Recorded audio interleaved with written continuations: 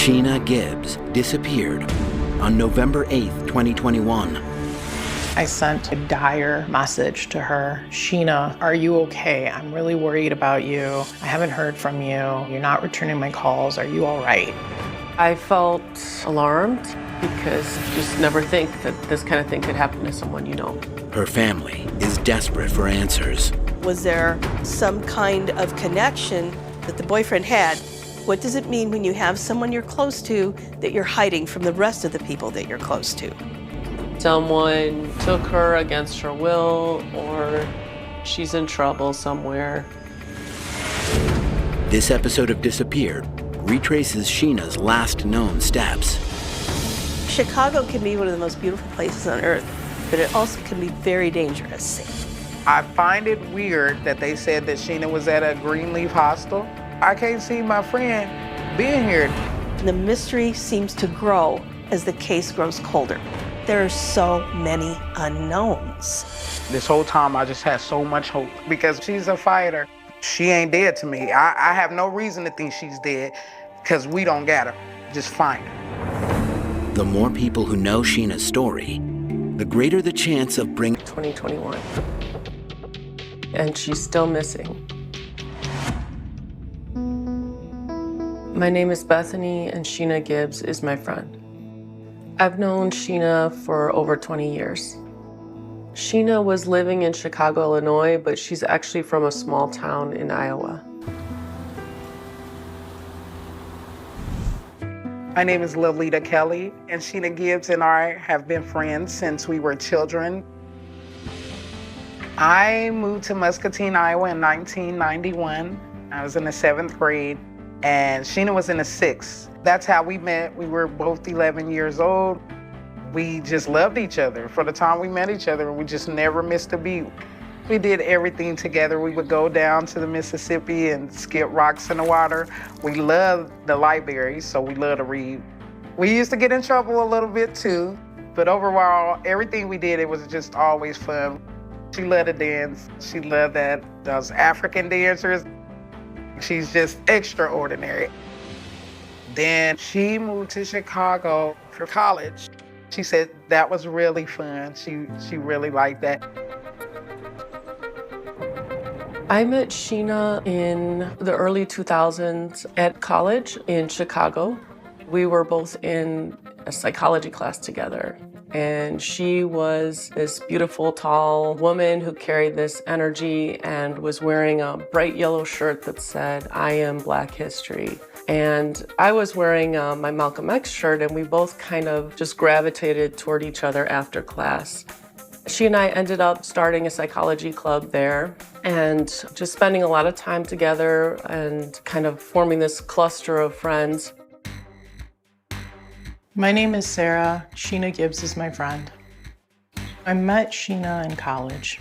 There was a group of us. We would study together, hang out on the beach, play board games, go to Moody's Pub, which has a great burger in Chicago. We sort of connected because Sheena had a passion for African culture. My first husband was African, so we sort of connected over that. We spent a lot of nights on the beach talking about our hopes and dreams, what type of careers we wanted to have, love, adventures, all kinds of things. For Sheena, the importance for her future was about giving back to this earth and to people. She's always been focused on finding a way to serve people who are suffering and marginalized communities. And that's why she picked anthropology and social sciences to study in school. She's super smart, always was super smart since I met her. She did all kinds of jobs. Sheena is definitely a motivator. Sheena's mom fell seriously ill in the fall of 2021. Her mom needed some help, and so she had already worked as a home health care worker. And so to her, the natural solution was to go to Iowa to care for her mom. She loved her family. She knew her mom didn't want to be in a nursing home. Sheena was the one that helped her mom.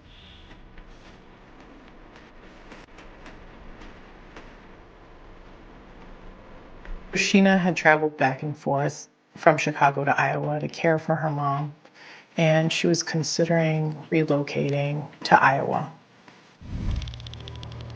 At that time, the majority of our communication was via text or phone call or Facebook. But gradually, I started noticing Sheena wasn't really calling me back when I would call. So after 2 or 3 times of this, a couple months, I started becoming increasingly concerned because it wasn't a normal pattern for her not to call back. So finally in October of 2021, I sent like a dire message to her. Sheena, are you okay? I'm really worried about you. I haven't heard from you. You're not returning my calls. Are you all right? And then I would say within 2 or 3 days, she responded and she was like, oh yeah, sorry, I've been busy. And how are you doing? So I thought, oh, okay, she's all right. She's fine. She's just been busy. People get busy and things happen. I know Sheena was busy traveling back and forth from Iowa to Chicago, taking care of her mom. But there was something very abnormal about the lack of communication. And I wasn't the only one that noticed it. The second week of November of 2021, I was at home doing some work on the computer, and I saw a message from someone I didn't know asking if I had talked with Sheena recently and saying that Sheena was missing. And I was confused and thought, this is some kind of weird joke, but I will copy this message and send it to Sheena so if she knows this person, she can reassure them. And so that's what I did. I didn't really think too much of it because you just never think that this kind of thing could happen to someone you know. I didn't hear back from Sheena. And then I got a call from her aunt. And she told me she had been missing. I felt alarmed, but also some disbelief. I didn't really think it could be that she's really missing, and just seemed like some sort of miscommunication or misunderstanding. So I called her, texted her, and messaged her, and eventually it became real that she really was missing, and this was serious and scary. I was having dinner with my family when I got the call from a friend that Sheena was missing. At first, I just kept thinking there had to be some kind of mistake. But then I started thinking about how she had sort of been distancing herself a little bit and not returning phone calls as much. But Sheena's not someone who would just go missing. Sheena's aunt told us that she had taken the bus back to Chicago from Iowa November 1st. Sheena was supposed to take the bus back to Iowa a couple days later on November 8th, but Sheena never came back to Iowa. We weren't sure if she had even made it back to Chicago or not. I believe Sheena's aunt notified the Chicago Police Department November 8th, shortly after they could not get a hold of her, and filed a missing persons report. The police department in Iowa was also notified because we weren't sure had she made it back to Iowa or not. Both police stations were notified. My name is Linda Cook, and I am a reporter for WHBF in Rock Island, Illinois. I've been covering missing persons cases for quite some time. One of the missing cases I focused on is Sheena's missing person case. It's believed that Sheena went missing in early November of 2021. The case was difficult for me to follow, and I think it's been difficult for everyone, including officials, to follow, because Sheena's movements from November of that year really aren't very clear. In late October 2021, we know she was with her family in Iowa. Her family thinks Sheena made it back to Chicago November 1st, but even that can't be ascertained for sure. No one really knows what her movements were. You have 2 different states, you have 2 different counties. It would be a massive, massive initiative to put all of that together for one huge hunt. At this point, her friends and family are considering that Sheena could be literally anywhere. How do you go missing? You've been in Chicago all these years.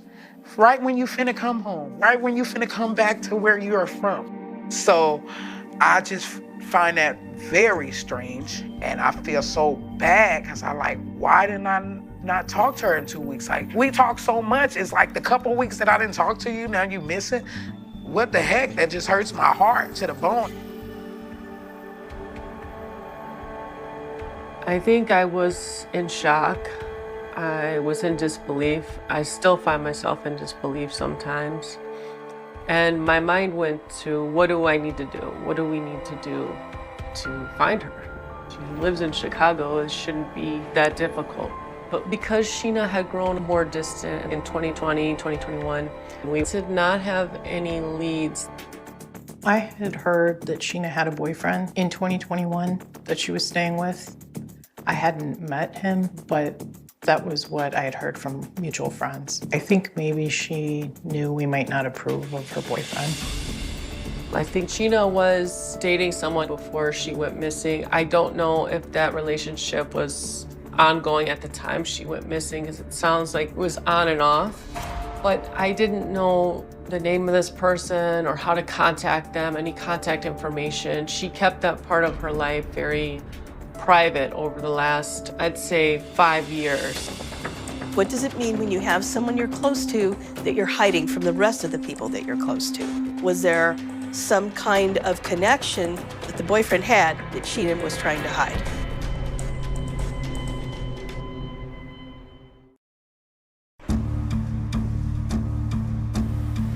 About 2 weeks after Sheena went missing, I'm thinking time is ticking and Sheena is likely suffering or in danger. And we need to find out if there's any other relevant information about her boyfriend.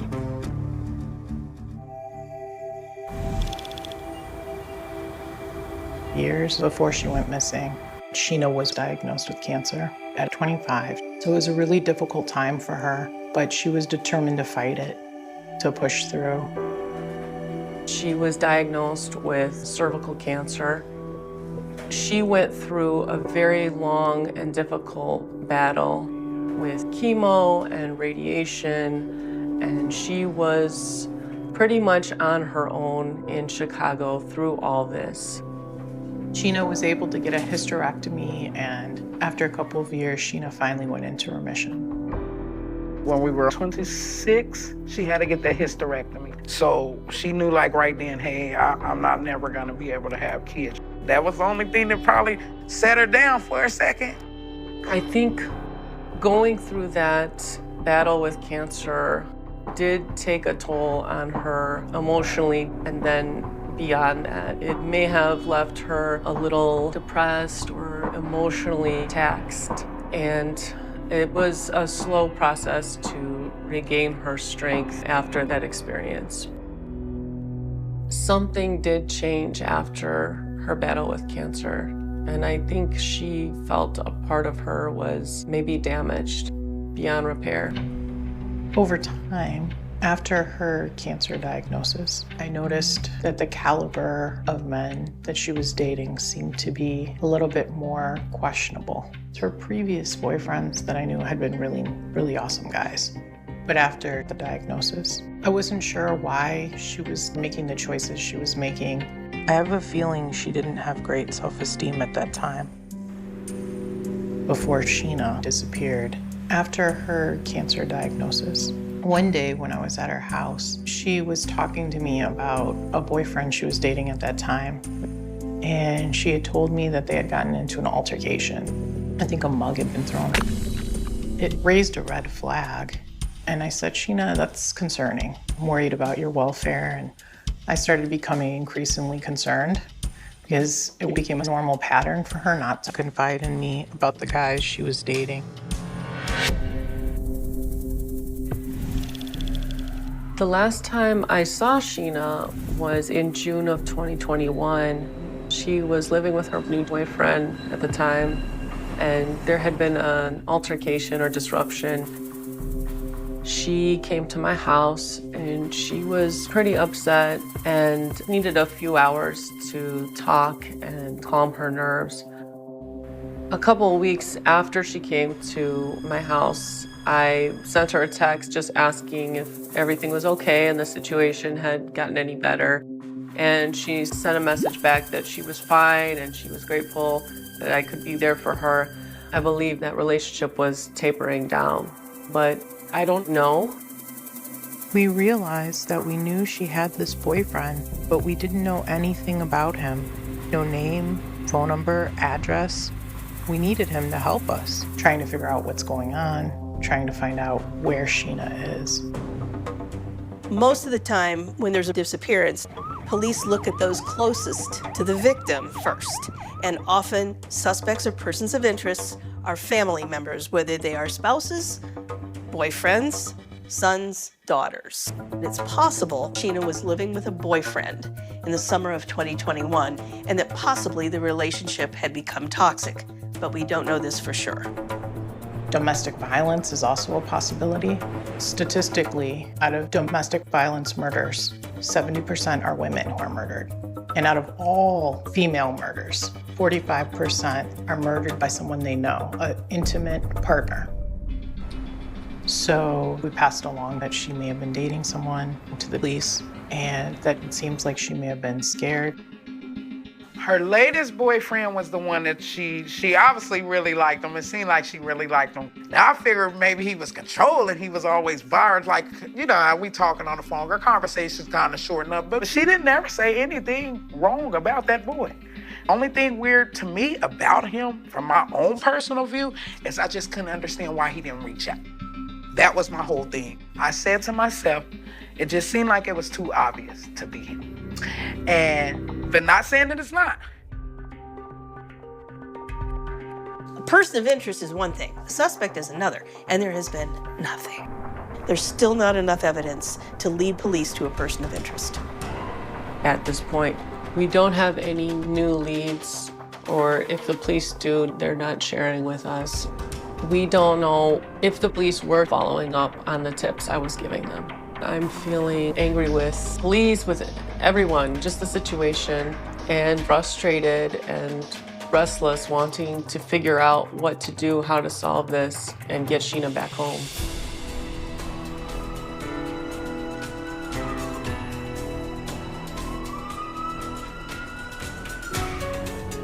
It seems like every element of this case that's known creates 1,000 more that are not, and the mystery seems to grow as the case grows colder. Sometimes in cases of disappearance, domestic violence is a factor. Now that's not necessarily meaning that there was violence that resulted in a death. Sometimes people leave on their own to get away from a situation. We have to leave that open too. Is it possible Sheena is missing by her own choice?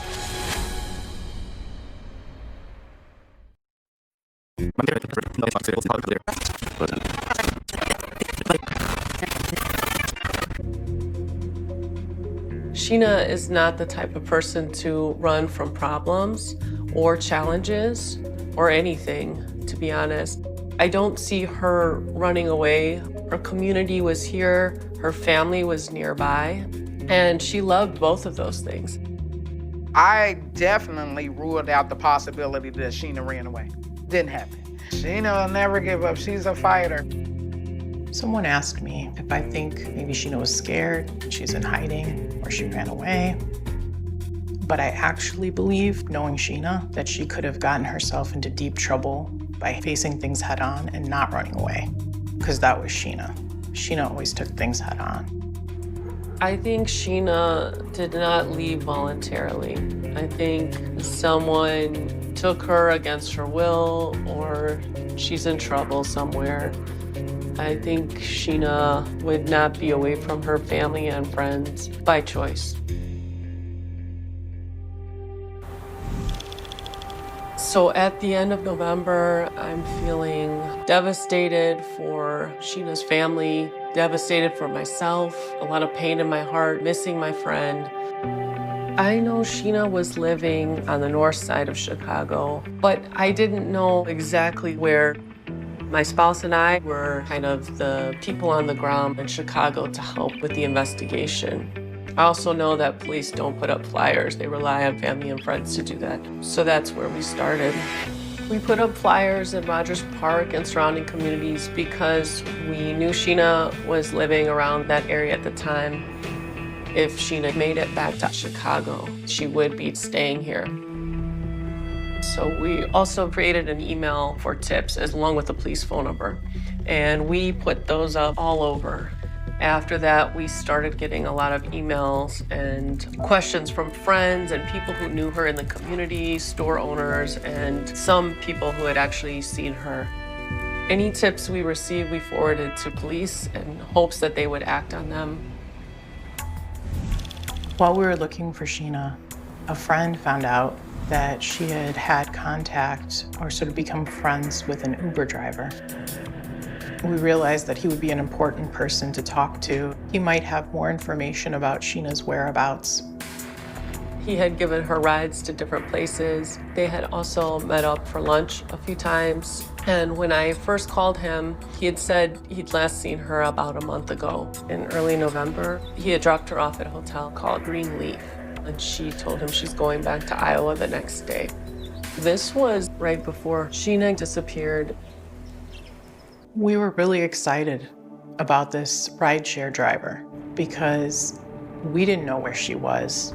But now we have information that's pinpointing her whereabouts that November. Up until this point, we didn't know if she had made it back to Chicago. So we had a solid lead. We knew where she was staying. So it was a really good sign. I contacted the owners of Greenleaf Hotel, and they were able to confirm that Sheena stayed there the days before she went missing. Sheena was staying at the Greenleaf House November 1st through 5th, 2021. That would also confirm that she made it back to Chicago from Iowa. I believe Sheena was living with her boyfriend, so I'm not sure why she was at that hotel. I find it weird that they said that Sheena was at a Greenleaf hostel.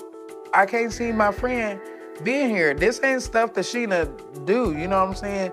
Like, that looked like a little boarding house or something. Sheena would have got a real hotel.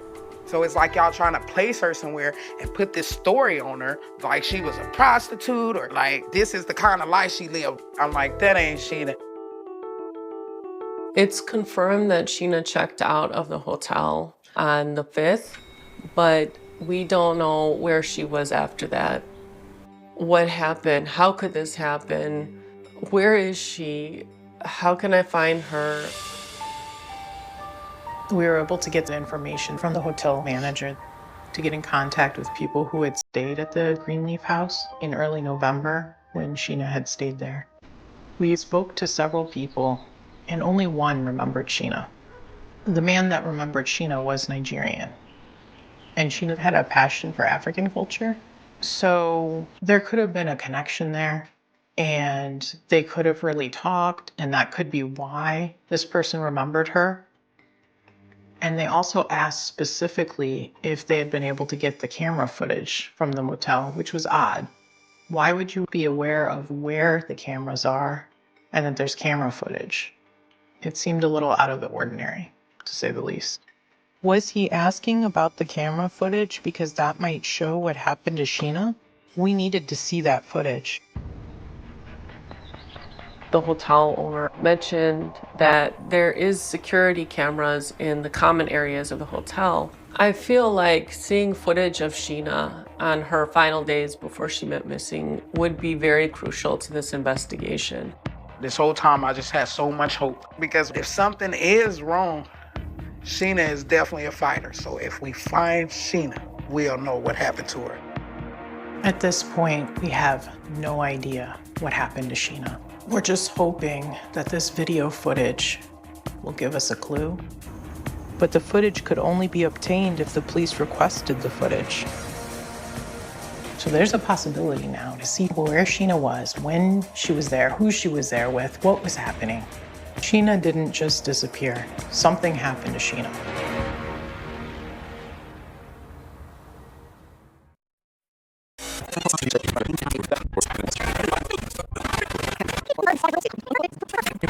Was last seen November 8th, 2021. If you have any information, please contact the Chicago Police Department, Area 3 SVU at 312-744-8266.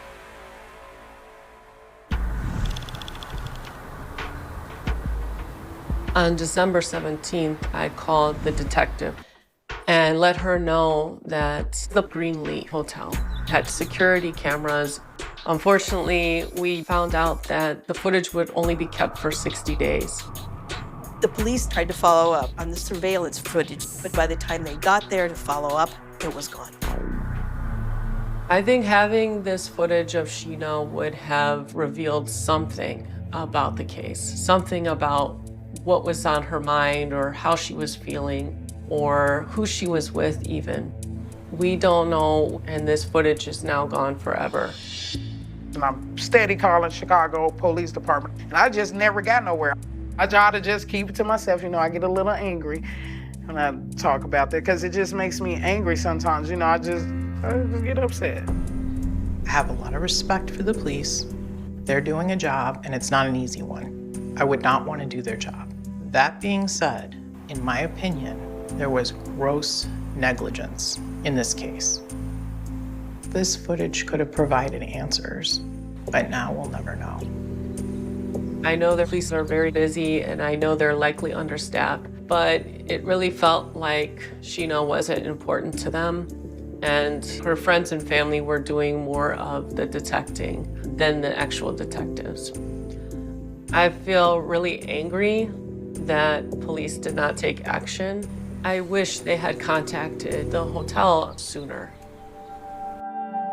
Everything that we learned about Sheena, we always passed on to the detective to make sure that they had any and every possible lead that could be helpful. But I felt like the police had given up hope. I felt like if the police aren't looking for Sheena, who's going to be looking for Sheena?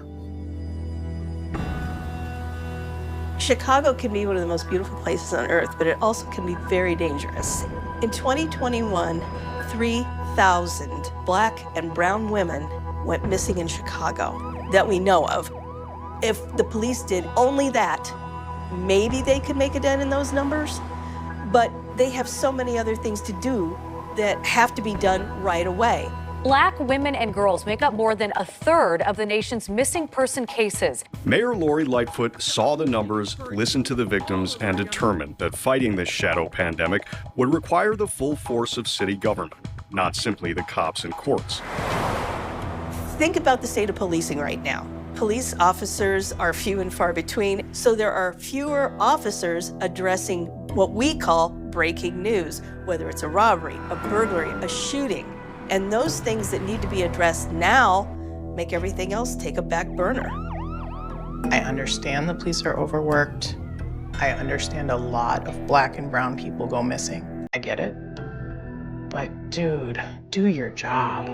Like seriously, just do your job.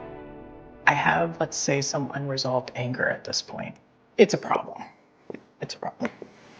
It's a problem.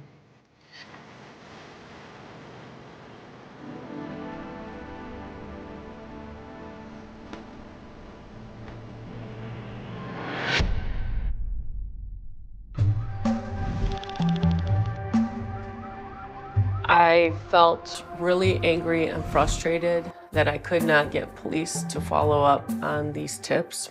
That's when we realized we need to take things further, and maybe the police don't have the resources or is not as invested in following up on this case as we once thought.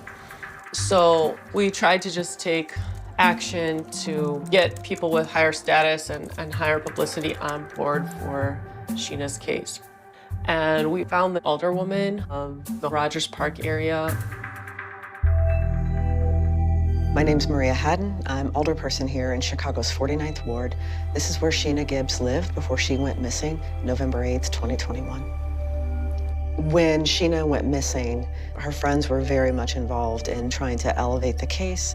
A lot of times our detectives are overwhelmed with caseloads, and it can be difficult for them to prioritize, and they're being pulled in a lot of different directions. And so sometimes also having an alderperson or other community advocate reach out, offering to help, bringing more attention, or being a person that can help coordinate even that contact can make a really big difference. Alderwoman Maria Hadden has been very helpful in stepping forward and trying to get things rolling. When the alderwoman responded, she was able to put some pressure and get things going on Sheena's case a little bit more. Eventually, they did change the detective, so that was good. That's when we started getting a couple responses from Chicago Police Department. That's when they act like, okay, we're gonna act to be involved. They didn't have like 4 different detectives on this case that do nothing at all. Maybe, because I watch all these channels all the time, I said, and you watch these things, and it be that one cop that come that be really serious. It's this one detective just like, I won't stop until I find him. About 7 months after she had disappeared, to bring attention and bring awareness to Sheena's plight, Alderwoman Maria Hadden and artist Damon Lamar Reed were able to put together an event where he created a beautiful mural of Sheena, and we were able to bring awareness to the fact that she was missing. Damon Lamar Reed is part of the Still Searching project, and he painted the mural on the side of the Glenwood Bar in Rogers Park. Sheena loved Rogers Park and the Glenwood Bar. We're so grateful they opened their business up for this opportunity and to aid the cause in finding Sheena. Sheena Gibbs was last seen here in Rogers Park late last year. Her family hopes this mural will bring renewed attention to her case. This mural of Sheena was unveiled on May 22nd, 2022. Friends and family attended, the community attended, and it was really a beautiful event. He ended up painting a beautiful mural of Sheena, and there was a lot of media attention surrounding that, so that took the efforts and the action a step further. The day of the mural commemoration, dozens more people learned Sheena's story, and that mural is there so that people still know she's missing, and it contains information how you can get in contact. So we had different tips come in because of the mural. It was really, really amazing to see that people still cared, that people wanted to find Sheena. So in June of 2022, the police started asking if Sheena had any friends or associates in the Winthrop Harbor area in Illinois, because that was the last known ping on her cell phone. On November 8th, 2021, which is the day she disappeared. My understanding is that it took 7 months for them to trace her phone. Something that I feel should have been done a lot sooner, but something that was probably being done at this point because of Alderwoman Maria Hadden and pressure that was being put politically on the police department. So when I got the call about Winthrop Harbor, I looked it up on Google Maps. I'd never heard of it, never been there, didn't know of any connection to Sheena to that area, but I saw that it was quite a drive away, about a couple hours away from Chicago. So I really was surprised that her phone had surfaced so far away. Police discovered that Sheena's phone had pinged in Winthrop Harbor. But just because it pinged there doesn't mean that's where she was. I just felt like, well, maybe we're finally getting somewhere. Maybe with this Winthrop Harbor thing and her cell phone, maybe that we're gonna find something. Maybe something new is gonna pop up. So I was sort of, in a way, almost optimistic because it was a lead. Oh my God, Sheena, where are you? She ain't dead to me. I have no reason to think she's dead because we don't get her. Just find her.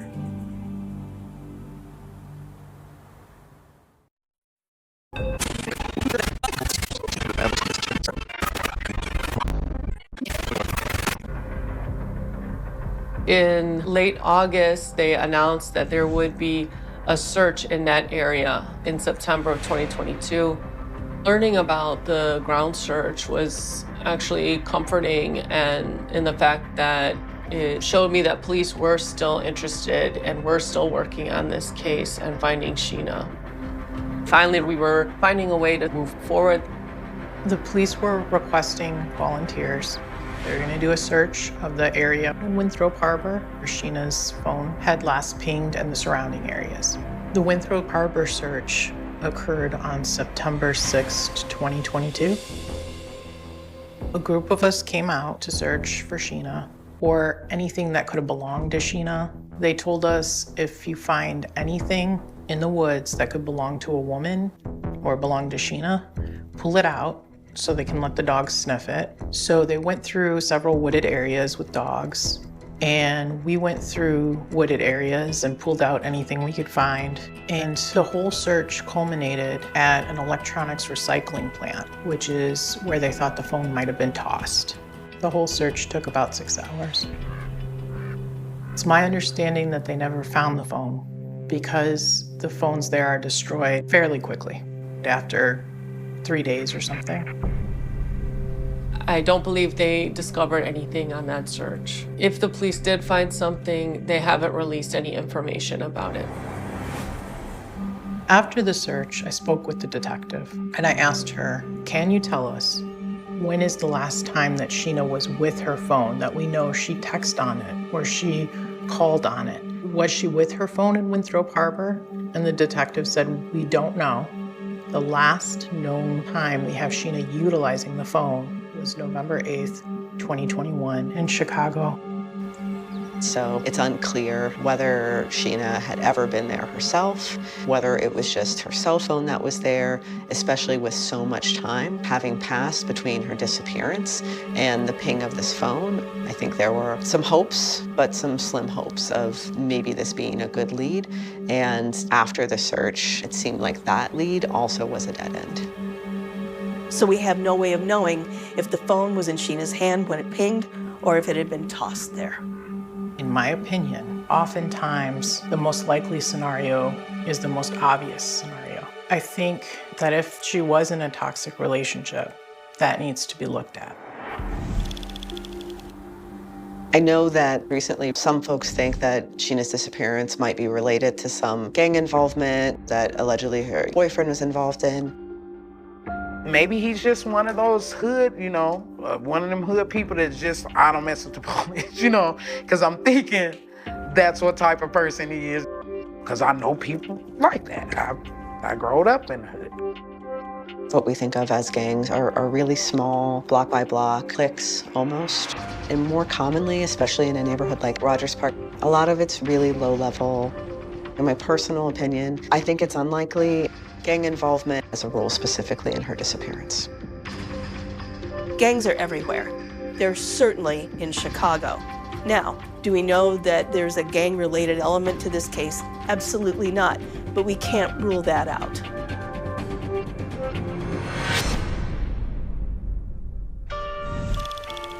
So it's been over a year since Sheena's been missing. We don't have any new leads, or if the police do, they're not sharing with us. But we won't give up, and we remain hopeful that we'll find Sheena. The problem with cases like this, particularly as far as a reporter goes, we want to deal with just the facts, is that there are so many unknowns. She could have disappeared on her own. She could have been a victim of foul play. She could have decided to leave and go somewhere with someone who we don't even know about. This is such a mystery because not only are we dealing with so few real confirmed facts, but also we're dealing with a huge metropolitan area where anyone can get lost and disappear. I think that I want the world to know that Sheena is a great person, independent. Just don't give up on her, please. She's counting on us. I know Sheena is waiting on us to find her. She's waiting on us to find her. Just bring her home. There's a very intense, prolonged form of grief that happens when someone you love is missing, and it's like a stabbing pain that just doesn't go away and torments you in your sleep, in your dreams, in your waking hours, and is just unconsolable and so frustrating. I would like to say, if anybody knows anything about where Sheena was prior to her disappearance or after, please reach out. It could make all the difference, even if it seems little. Please reach out and let us know. Think of if your sister or your mother or your friend went missing. We know that there's a lot of information out there about Sheena still to be discovered. And if anyone has any kind of knowledge about Sheena, even if they think it's insignificant, please contact Chicago SVU. If I could see Sheena again, I don't think I could even talk. I would hug her first, and I would probably just break down crying. And then I would just tell her I love her. If I could see Sheena, I would hug her. September 11th, 2003. In a quiet suburban neighborhood in Warrington, Cheshire, the evening settled in with the kind of calm that never makes the news. Streetlights flickered to life one by one, casting long amber reflections across rows of brick houses that looked almost identical from the outside. Curtains were drawn. Televisions glowed behind living room windows. Families gathered around dinner tables, speaking about ordinary things that would be forgotten by morning. Somewhere, a dog barked at a passing cyclist. Somewhere else, a train rolled through the fading light, carrying strangers toward destinations that still existed exactly as they expected them to. Nothing in the cool September air suggested that, inside one of those houses, a 17-year-old girl was running out of time. There would be no screams echoing through the street.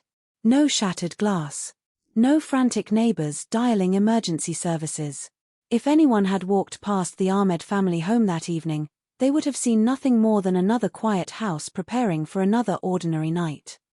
The silence would become one of the greatest accomplices to what happened next.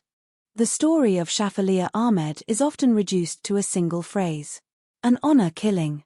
2 words repeated in headlines, documentaries, and courtroom summaries until they begin to lose their weight.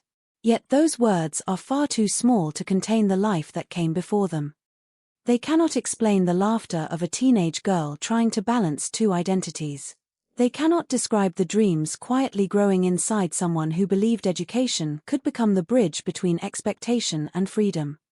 They cannot capture the fear of realizing that the people who had once held your hand while crossing the street had become the very people from whom there was nowhere left to run. Before there was a murder investigation, before detectives sifted through evidence, before lawyers argued inside a courtroom, and before a jury reached its verdict, there was simply a young woman trying to imagine a future that belonged to her. Every true crime story begins with a question. Sometimes it is obvious. Who committed the crime? Why did it happen? How did investigators solve the mystery?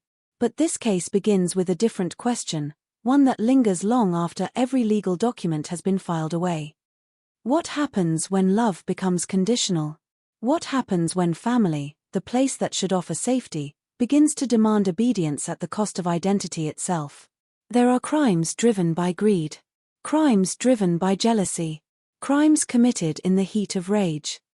This case belongs to another category entirely, one that forces society to confront uncomfortable truths about power, control, fear, and the devastating consequences of silence. The neighborhood where Shafaliya lived was not known for violence. Children rode bicycles along quiet streets. Parents greeted one another outside local shops. School buses arrived each weekday with mechanical precision, collecting teenagers who complained about homework, exams, and teachers they disliked. On the surface, it looked like countless other communities across England in the early 2000s.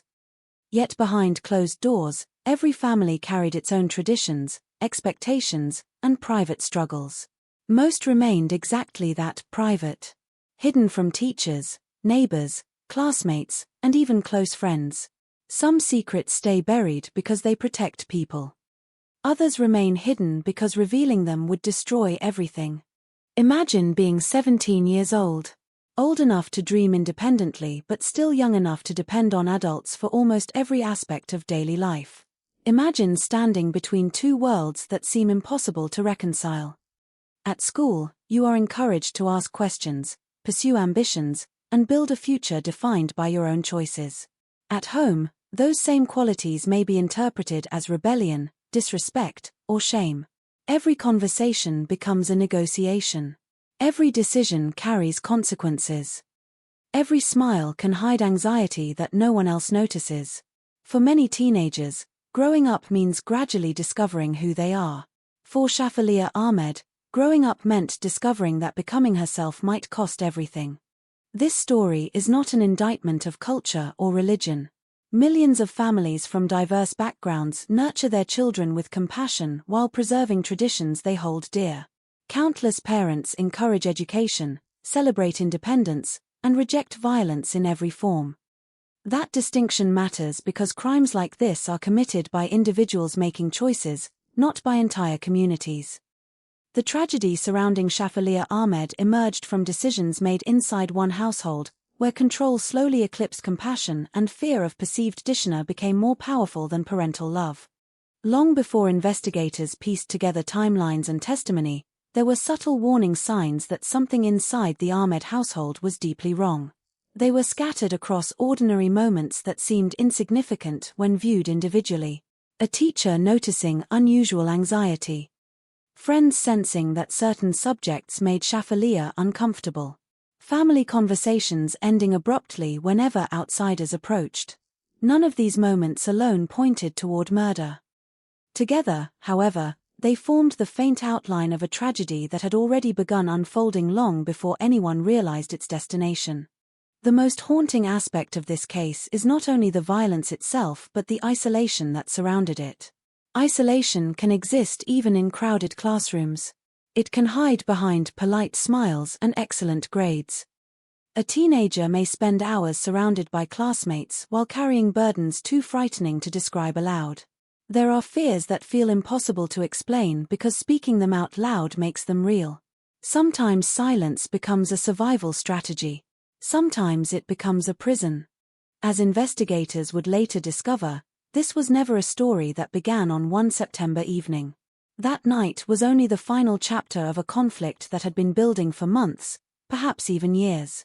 Every disagreement, every expectation, every attempt to resist, every effort to maintain appearances. They accumulated quietly, like invisible cracks spreading beneath the surface of solid ground. To outsiders, nothing appeared unusual. Inside the family, however, the pressure continued to grow until something had to break. There is another reason this case continues to resonate decades later. It challenges one of our deepest assumptions that parents will instinctively protect their children. Society is built upon that belief. Schools rely on it. Neighbors assume it. Police officers often begin investigations with it. When that assumption collapses, the resulting shock is profound. It forces everyone involved to reconsider what they thought they understood about trust, loyalty, and home itself. Because if the safest place in a child's world becomes the most dangerous, where can that child turn? When the public first learned Shafaleea's name, many knew almost nothing about her beyond the circumstances of her disappearance. Newspapers searched for explanations. Television crews assembled timelines. Reporters interviewed neighbors who struggled to reconcile the smiling girl they remembered with the horrifying allegations that would eventually emerge. People naturally looked for dramatic turning points, believing there must have been one explosive event that changed everything overnight. Reality, however, is rarely so simple. Tragedies of this nature often grow slowly, nourished by repeated choices that seem small in isolation but catastrophic when viewed together. Perhaps the most unsettling detail is how ordinary the final day appeared. There was work to finish. A journey home. Familiar streets. Familiar faces. The routine of daily life continued exactly as it always had.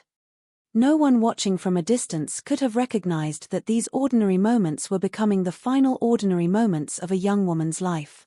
History often looks inevitable in hindsight. Living through it never does. Years later, Courtroom testimony would reconstruct fragments of that hidden world piece by piece. Investigators would spend countless hours separating fact from rumor, memory from assumption, truth from carefully maintained deception. They would discover that some witnesses had remained silent out of fear. Others had simply never understood what they were seeing. Even those closest to the family struggled to comprehend the depth of the conflict concealed behind polite conversation and everyday routines. The answers did not emerge quickly. They surfaced slowly, painfully, carried by evidence that remained incomplete for years and by voices that had spent too long trapped in silence. This is not merely the story of how one young woman died. It is the story of how invisible warning signs can remain unseen until it is too late. It is the story of a family whose public image concealed private terror. It is the story of investigators forced to solve a homicide with almost no physical evidence. Most of all, it is the story of a 17-year-old girl who believed her future could be written by her own hand, only to discover that someone else had already decided how her story was supposed to end. Before we enter the investigation, before the courtroom, before the verdict that finally brought a measure of justice, we must first return to the beginning, to understand who Shafaleah Ahmed really was, because without understanding her life, the enormity of what was taken can never truly be understood. There is a tendency, especially in stories that become international headlines, to remember a victim only through the final moments of their life. A photograph appears on television screens, a name is repeated in newspaper columns, and everything that came before is compressed into a brief paragraph. The victim becomes a symbol rather than a person. But symbols do not laugh with their friends after school. Symbols do not stay awake at night imagining the future. Symbols do not rehearse conversations they wish they were brave enough to have. Shafaleah Ahmed did all of those things. Long before detectives opened case files bearing her name, she was simply a teenager trying to build a life between two very different worlds. To understand why this case still resonates more than 2 decades later, it is necessary to step away from the crime itself and look instead at the invisible conflict that shaped the months leading to it.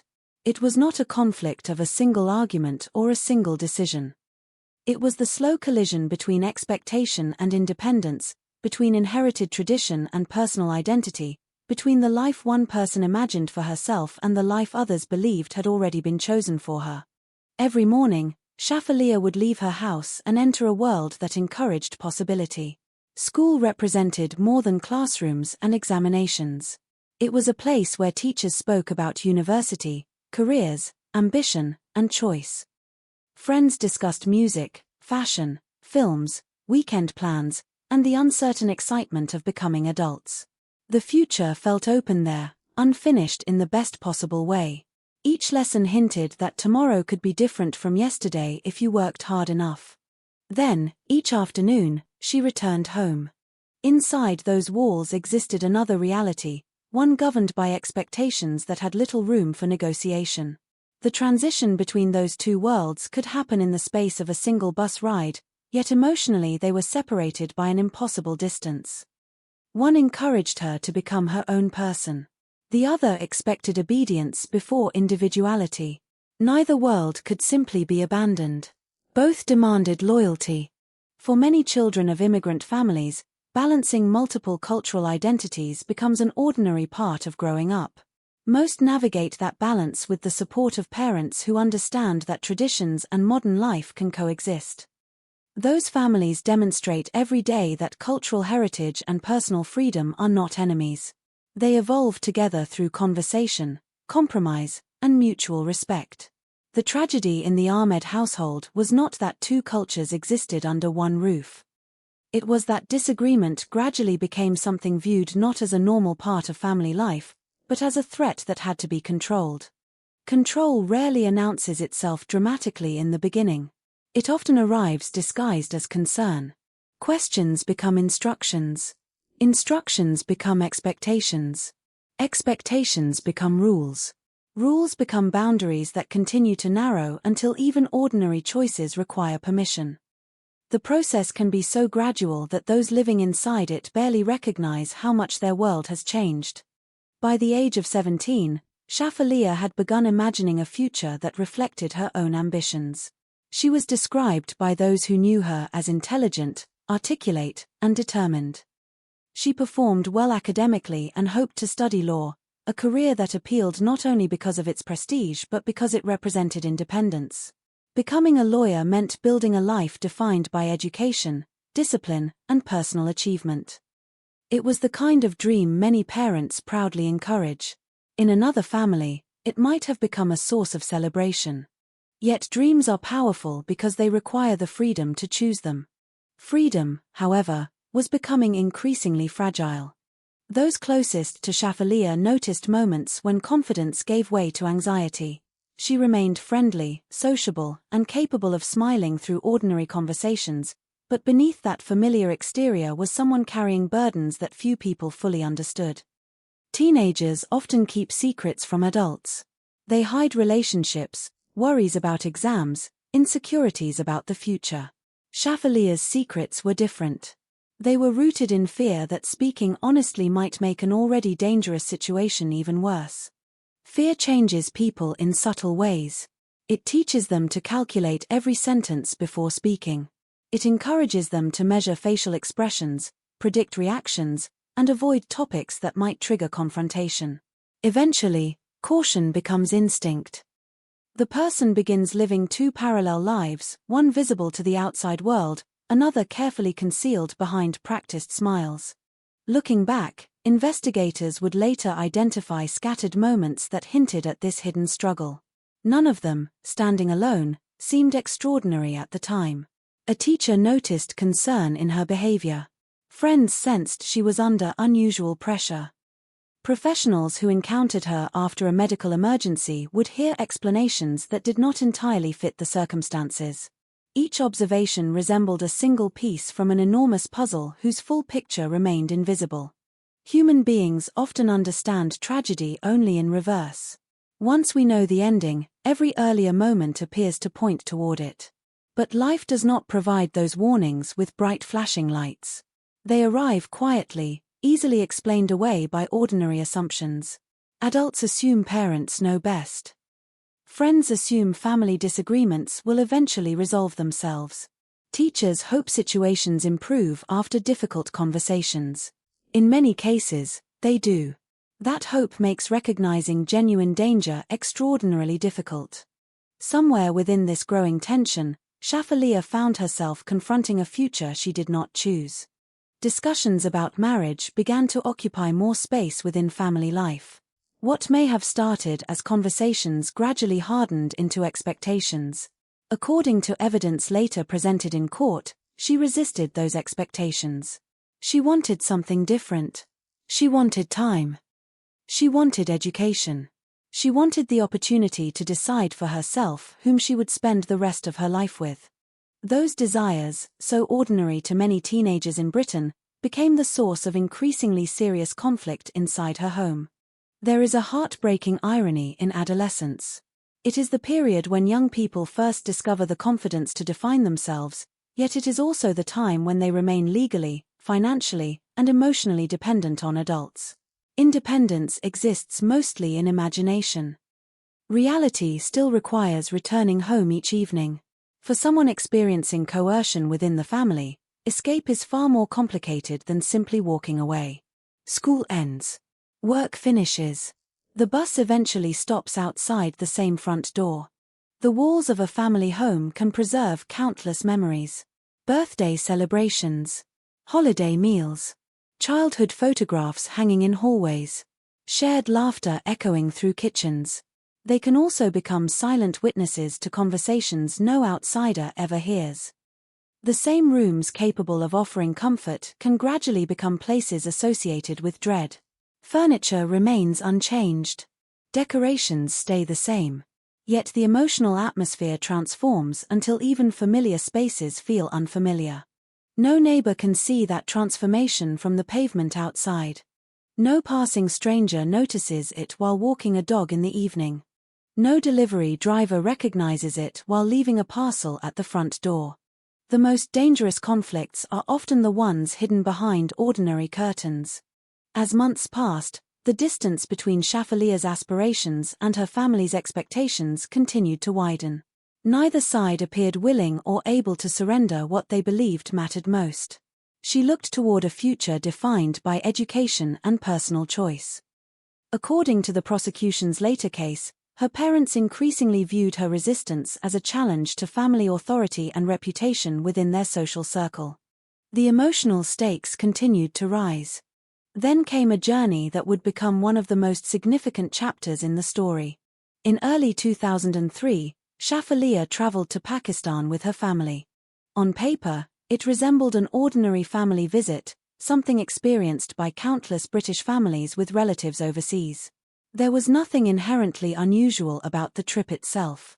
But investigators would later argue that its purpose extended far beyond a simple holiday.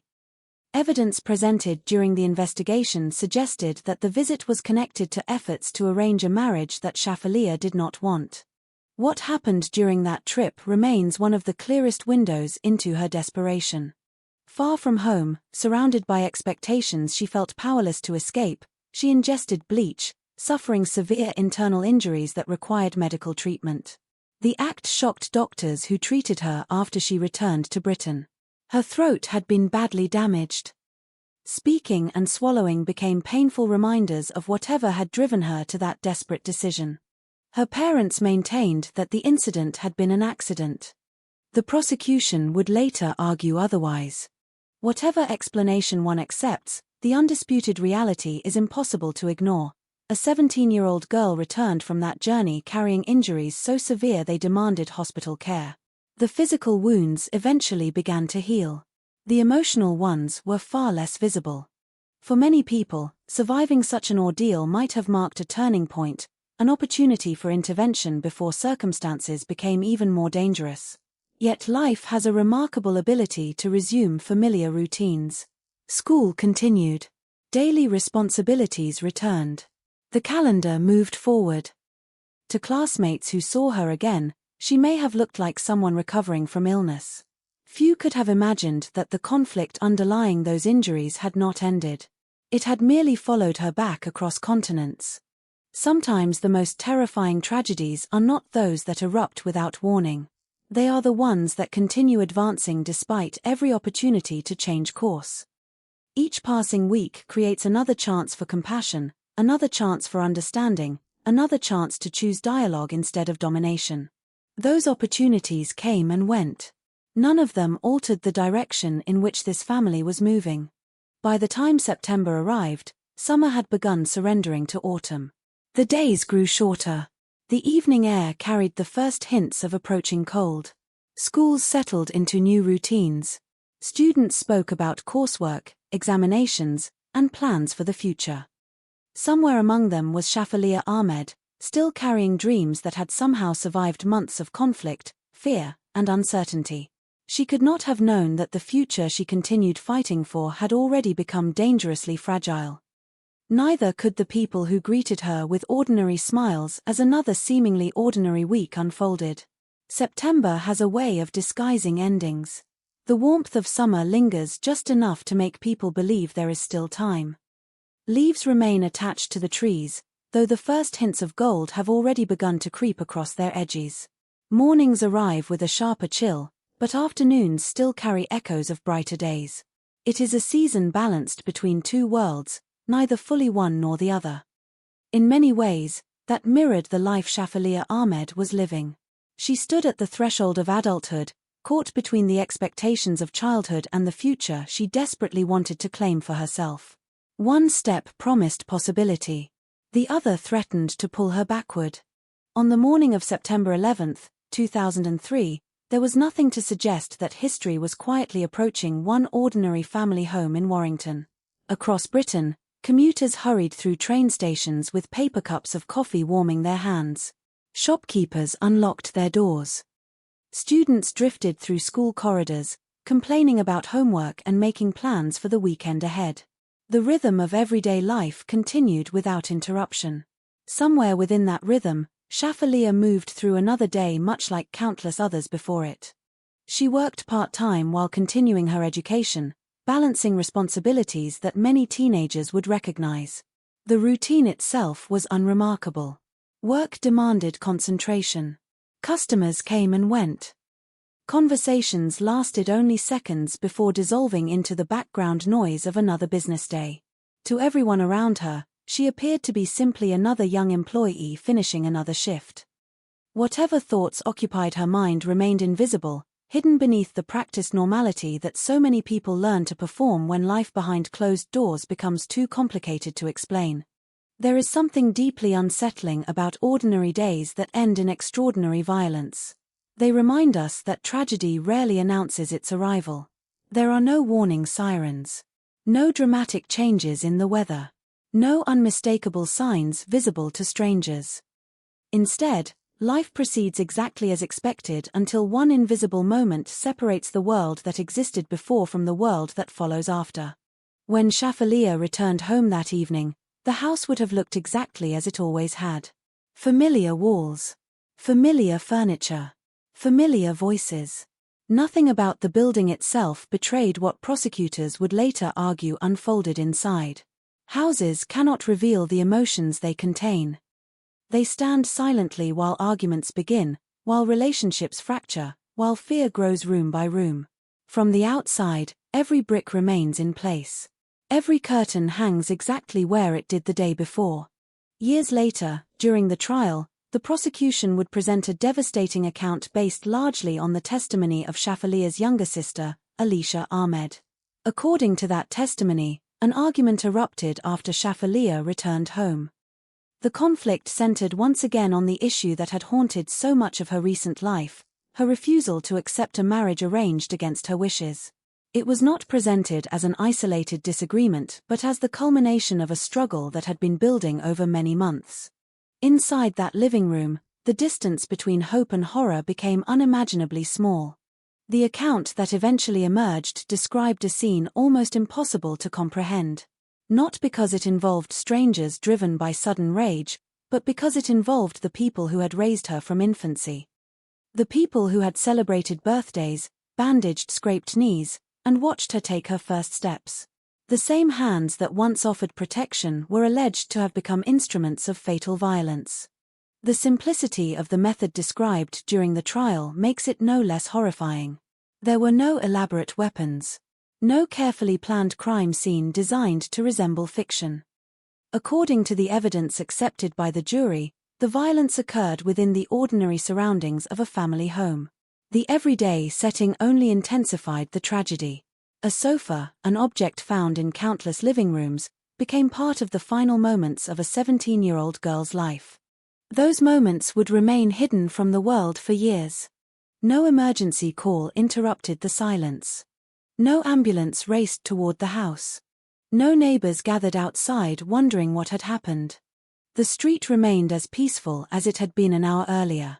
Perhaps one of the most heartbreaking elements revealed during the trial was that younger members of the family were present in the home. Alisha would later testify that she witnessed the killing and that, afterward, the children were warned that this was what happened to girls who disobeyed. Her testimony became one of the most significant pieces of evidence in the entire case, but it would not be heard publicly until many years later. Until then, that memory remained locked away inside a child carrying a burden far beyond what any child should ever be asked to bear. Children experience trauma differently from adults. They do not always possess the language to describe what they have seen. Fear reshapes memory. Loyalty collides with terror. The instinct to survive often demands silence, especially when the people causing that fear are also the people responsible for food, shelter, and daily care. Understanding that reality became crucial to investigators years later, when they sought to explain why such a devastating eyewitness account had remained hidden for so long. As the evening gave way to night, the outside world remained completely unaware that a young woman had disappeared. The following days unfolded with an eerie normality. Instead of reporting Shafaliya missing immediately, her parents maintained that she had chosen to leave home. It was a claim that introduced uncertainty into the earliest stages of the investigation. Teenagers do sometimes leave home voluntarily. Police officers encounter such reports regularly, and many young people return safely within hours or days. Without immediate evidence of violence, distinguishing between a runaway and a victim of crime can be extraordinarily difficult. But there were details that gradually began to trouble those who knew her. Teachers noticed her absence. Friends wondered why she had vanished without explanation. People who understood her ambitions struggled to believe she would simply abandon her education and disappear without contacting anyone she trusted. Most striking of all, it was not her family who first raised the alarm in a way that propelled the matter forward. Concern from her school played a crucial role in drawing attention to her unexplained absence. The ordinary routines that had once defined her life now highlighted the fact that she was no longer there to live them. A classroom seat remained empty. Assignments went unfinished. Attendance records quietly documented what words could not yet explain. Meanwhile, somewhere beyond Warrington, the truth remained hidden.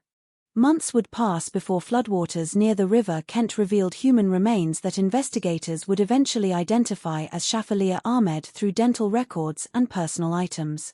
By then, the passage of time had erased many opportunities for forensic certainty. Nature had become an unwilling participant in concealing the final chapter of her life. Detectives were left confronting one of the most difficult kinds of homicide investigation, a suspected murder with limited physical evidence, no immediate confession, and a timeline obscured by months of uncertainty. Yet even without complete forensic answers, one question refused to disappear. How could a 17-year-old girl with dreams of university, with friends, teachers, responsibilities, and plans for the future, simply vanish from the center of her own life? That question would haunt investigators for years. It would survive interviews, searches, inquests, and countless hours of painstaking detective work. It would remain unanswered until an unexpected voice finally broke years of silence. But before that silence was broken, before a courtroom heard the truth that had remained hidden inside one family for nearly 7 years, the world knew Shafaliya Ahmed only as another missing teenager whose fate remained uncertain. The reality was far darker. This is the story of a young woman whose greatest wish was the freedom to choose her own future. It is the story of a family whose private conflicts remained invisible until it was too late. It is the story of an investigation that seemed destined to fail before a single revelation transformed everything investigators thought they knew. And above all, it is the story of a life that deserves to be remembered for far more than the violence that ended it. Because every victim was a person before they became a case. Every case was a life before it became a headline. And every headline leaves behind questions that continue to echo long after the courtroom falls silent. In the chapters that follow, we leave behind the mystery of what happened and turn instead to the person at the heart of it all, a bright, determined young woman whose hopes reached far beyond the walls that ultimately confined her. And whose story cannot be understood unless we first understand the life she was trying so desperately to protect.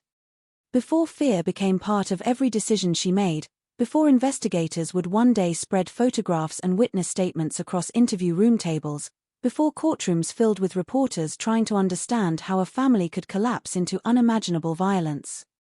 There was simply a little girl born into a world of expectations she could neither see nor understand. Like every child, Shafaliya Ahmed entered life without knowing that the circumstances surrounding her birth would eventually shape nearly every important choice she would face. She was born on July 14, 1986, in Bradford, England, a city whose streets reflected generations of migration, hard work, and communities carrying traditions from every corner of the world. Her parents were of Pakistani heritage, part of a generation that sought opportunity in Britain while striving to preserve the customs and values that had defined their families long before they crossed continents. For many immigrant families, that balancing act became a story of resilience. Parents worked long hours so their children could receive better educations. Children learned to navigate two cultures without abandoning either. Most succeeded through patience, adaptation, and love. But every family carried its own private dynamics, and no neighborhood, no matter how peaceful it appeared, could reveal what happened once the front door closed behind them. By the time Shafaliya was still very young, the family had settled in Warrington, Cheshire, a town that offered quiet residential streets, schools, parks, and the kind of ordinary suburban life that many parents hope will provide stability for their children. Rows of brick houses lined the roads. Gardens were trimmed on weekends. Children played football in nearby fields until dusk forced them home for dinner. It was the sort of place where neighbors recognized familiar faces, where teachers often knew entire families, and where routines created the comforting illusion that everyone understood everyone else. Yet appearances have always been one of the greatest deceivers in true crime. A peaceful street cannot guarantee peaceful lives. Silence from a household may signal contentment or conceal pain so carefully hidden that even those living next door remain unaware. As a child, Shafaliya was remembered as bright, curious, and eager to learn. Teachers quickly recognized that she possessed the kind of intelligence that could not easily be measured by examination scores alone. She asked thoughtful questions. She absorbed information quickly. She demonstrated determination when faced with difficult subjects. Education was not merely an obligation to her, it became a window through which she could imagine possibilities extending far beyond the boundaries of her immediate surroundings. While other students sometimes counted the minutes until the final school bell, Shafaliya often seemed genuinely engaged by what the classroom represented. Every lesson suggested another future waiting to be built through effort rather than circumstance. Children rarely understand the significance of opportunity while they are living it. A classroom is simply a classroom. Homework is simply homework. But teachers often recognize something their students cannot yet see. They notice ambition taking shape before careers have names. They observe confidence growing one answered question at a time. By all available accounts, Shafaliya possessed the qualities educators instinctively encourage. She was capable, disciplined, and articulate. The prospect of university did not feel like an impossible dream. It appeared to be a realistic destination if she continued along the path she had already begun. Outside school, however, another education was taking place. Home represented a different set of lessons, taught not through textbooks but through expectations. Every family establishes rules. Every household develops traditions passed from one generation to the next. Those traditions often become treasured connections to history, identity, and belonging. They tell children where they come from and remind them that they are part of something larger than themselves. In healthy families, those traditions coexist with conversation, flexibility, and mutual respect. They evolve as children mature into adults with identities of their own. But expectations can change character when they stop allowing room for individual choice. For Shafaliya, growing older meant becoming increasingly aware that two different visions of her future existed simultaneously. One vision was encouraged each time she entered school. Teachers spoke about qualifications, careers, independence, and personal ambition. Success depended largely upon talent, perseverance, and determination. The future felt unwritten. The other vision awaited her at home. There, adulthood carried different priorities. Family reputation, obedience, and adherence to established expectations occupied a central place within daily life. These values were not unusual in themselves. Around the world, countless families emphasize respect for parents and the importance of maintaining close family bonds. Difficulties arise not from valuing family, but from denying young people any meaningful voice in shaping their own futures. According to the evidence later presented in court, that growing conflict became one of the defining features of Shafaliya's adolescence. At school, she was known simply as another teenager navigating the familiar uncertainties of growing up. She laughed with friends. She discussed assignments. She participated in the ordinary conversations that fill hallways between classes. Like many girls her age during the early 2000s, she lived in a world beginning to change rapidly. Mobile phones were becoming more common. The internet connected young people to ideas and opportunities previous generations had never imagined. University education seemed increasingly attainable for students willing to work hard. Society encouraged young women to envision careers in law, medicine, business, politics, and countless other professions once considered inaccessible. Among those possibilities, one dream gradually became especially important to Shafaliya. She wanted to become a lawyer. The ambition was more than a career preference. Law represented justice, education, and independence. It symbolized a future earned through intellect rather than circumstance. Becoming a solicitor would require years of study, discipline, and resilience, but those challenges appeared worthwhile because they promised something profoundly valuable: the ability to direct her own life. Dreams possess extraordinary power during adolescence. They allow teenagers to imagine versions of themselves not yet limited by present circumstances. A student revising late into the evening is not merely memorizing information. They are investing in someone they hope to become years later. For Shafaliya, every examination passed brought that imagined future slightly closer. Yet every year that strengthened her ambitions also strengthened another reality. As she matured physically and emotionally, expectations within the family reportedly intensified. Childhood gradually disappeared, replaced by conversations about adulthood that carried very different meanings depending upon who was speaking. To Shafaliya, adulthood meant university, professional achievement, and choosing her own path. According to the prosecution's later case, within her family there was increasing emphasis on marriage arranged with significant parental involvement. These competing visions did not simply exist side by side.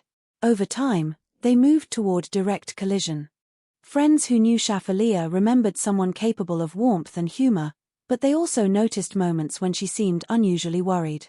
Like many teenagers balancing family expectations with personal aspirations, she did not necessarily reveal every concern openly. Adolescence itself is an age of contradictions. Young people crave independence while fearing disappointing those they love. They seek acceptance from friends without wanting to lose connection with family. Most eventually discover compromises that allow both relationships to survive. For some, however, compromise begins to disappear. Imagine finishing another school day filled with conversations about university applications, future careers, and exciting possibilities, only to return home uncertain whether those same possibilities would ever be permitted to exist. Imagine carrying two different versions of yourself every day. One version speaks confidently about tomorrow. The other measures every word, wondering whether expressing personal ambitions might provoke another painful argument. That emotional balancing act demands enormous strength. It also creates profound loneliness. Because even surrounded by classmates, someone living through that conflict may feel entirely isolated. Teachers see academic performance. Friends see personality. Neighbors see polite greetings. Very few people see the private negotiations taking place inside a family. As the years passed, Shafaliya became increasingly skilled at navigating those separate worlds. She understood the language expected in school. She understood the expectations waiting at home.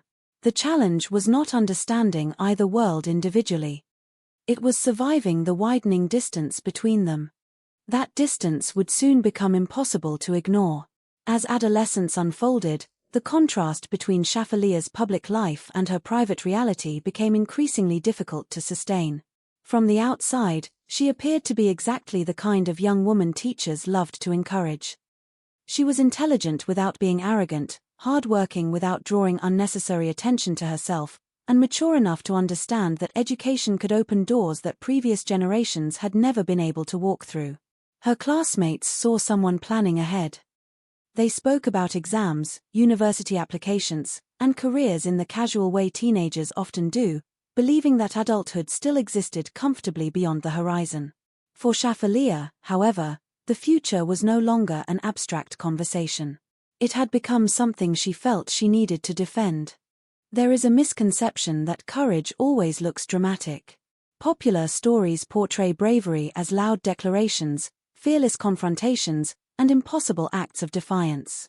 In reality, courage often appears much quieter. It can be found in a student continuing to revise despite believing those qualifications may never be allowed to shape her future.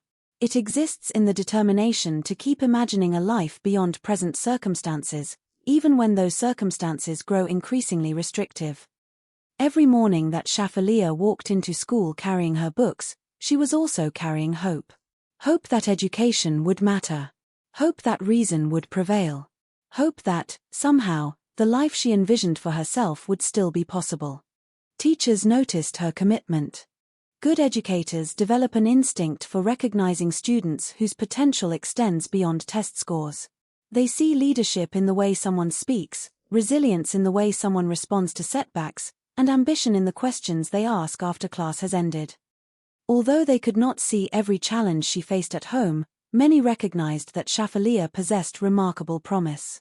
The possibility of studying law did not seem unrealistic. She had the academic ability, the work ethic, and the discipline necessary to pursue that path. Yet outside the classroom, another future continued taking shape without her consent.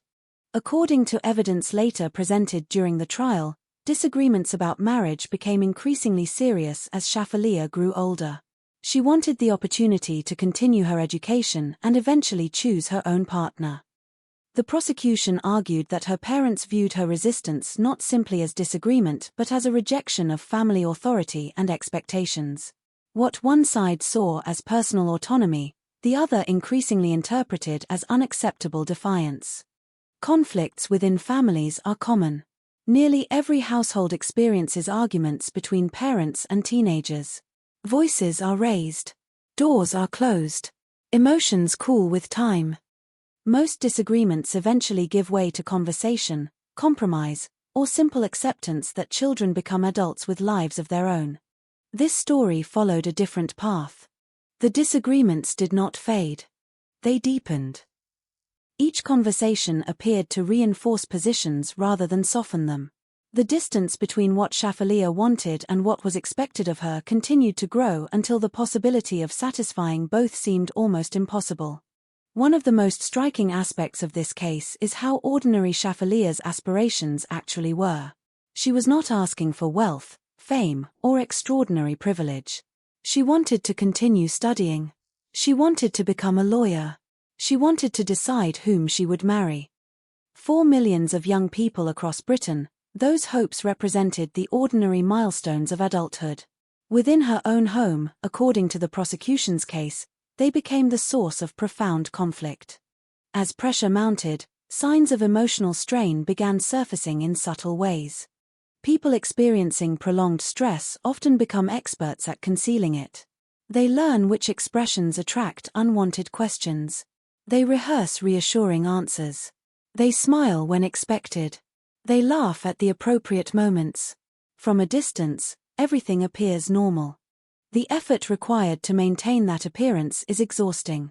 Imagine ending every school day knowing that the confidence encouraged in one environment may become dangerous in another. Imagine carefully choosing which stories to tell your friends because revealing too much might place you at greater risk. Imagine realizing that the safest answer to almost every personal question is simply, everything's fine. That quiet performance can continue for months or even years before anyone recognizes what lies beneath it. During this period, Shafaliya also held a part-time job, another indication of her growing independence and responsibility. Work offered more than income. It provided experience, routine, and contact with people beyond her immediate family. Every shift reinforced the idea that adulthood was approaching and that she was capable of building a life through her own efforts. For many teenagers, part-time employment becomes the first tangible step toward independence. It teaches accountability while offering a glimpse of financial freedom. For someone already dreaming of university and a professional career, those experiences carried even greater significance. They represented progress. Progress, however, can sometimes intensify conflict when others perceive it as moving in the wrong direction. At home, conversations reportedly became increasingly focused on the future that had been envisioned for her rather than by her. According to court proceedings, marriage was no longer a distant possibility but an expectation approaching with uncomfortable speed. The gap between those competing futures, one centered on education, the other on an arranged marriage she opposed, continued narrowing until it seemed inevitable that they would collide. Then came the journey that altered everything. In early 2003, the Ahmed family traveled to Pakistan. Family visits between Britain and Pakistan were, and remain, common among many British Pakistani families. Relatives are reunited. Weddings are celebrated. Children spend time with grandparents, cousins, aunts, and uncles. Such trips often strengthen family connections across generations and continents. The journey itself was not extraordinary. What prosecutors later alleged occurred during that visit was, according to the prosecution, the trip was connected to efforts to arrange a marriage for Shafaliya against her wishes. Far from the support networks she had built in Britain, separated from teachers, friends, and the familiar routines of school, she found herself in circumstances where the pressure reportedly became overwhelming. Exactly what emotions filled those days can never be known with certainty. Fear. Isolation. Desperation. Perhaps all three. What is undisputed is that, during the visit, Shafaliya ingested bleach, causing severe injuries to her throat and digestive system. She survived, but the damage required significant medical treatment after her return to the United Kingdom. Medical professionals focused on saving her life. Investigators years later would examine the incident through a different lens. Her parents maintained that the ingestion had been accidental. The prosecution argued that it reflected a desperate attempt to avoid a future she believed was being forced upon her. The court ultimately heard both positions as part of the wider evidence surrounding the case. Regardless of interpretation, the event stands as a heartbreaking milestone in Shafaliya's story. A 17-year-old should have been planning university visits, celebrating academic achievements, and looking forward to adulthood. Instead, she returned to Britain recovering from life-threatening injuries that left visible scars inside her throat and invisible ones within her mind. Recovery was slow. Speaking remained painful for a time. Eating was difficult. Doctors treated the physical consequences. The emotional wounds remained far more difficult to measure. One cannot help but wonder what hopes accompanied her flight back to England. Did she believe the worst had passed? Did she imagine that surviving such an ordeal might change the course of future conversations? Did she hope that someone would finally understand the depth of her fear? The historical record cannot answer those questions. What it does show is that life resumed its outward appearance of normality. School continued.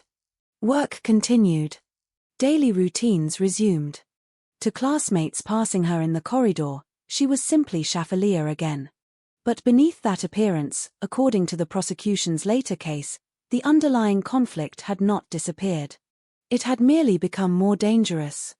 In retrospect, the trip to Pakistan marked a critical turning point, not because it directly caused the tragedy that followed, but because it revealed how irreconcilable the competing visions of Shafaliya's future had become. One side continued to believe that obedience should determine her life. The other refused to surrender the hope of choosing her own path. By the summer of 2003, those two futures were no longer moving apart slowly. They were on a direct collision course. And with every passing week, the opportunity to resolve that conflict peacefully appeared to grow smaller. The ordinary routines of work, school, and family life continued to disguise the growing tension, allowing those outside the home to believe everything was returning to normal. In reality, beneath the surface of that carefully maintained normality, the foundations were already beginning to crack. By the late summer of 2003, the rhythm of Shafaliya Ahmed's life appeared, at least from the outside, to have settled back into something resembling normality. She attended school, continued working part-time, and maintained the routines expected of a teenager preparing for adulthood. To classmates, she was another student balancing coursework with the ordinary pressures of growing up. Teachers continued to see intelligence and potential. Friends saw someone capable of smiling, laughing, and participating in everyday conversations. It is one of the cruelest realities of hidden abuse that those living closest to danger often become remarkably skilled at appearing ordinary. Survival sometimes depends upon convincing everyone around you that nothing is wrong.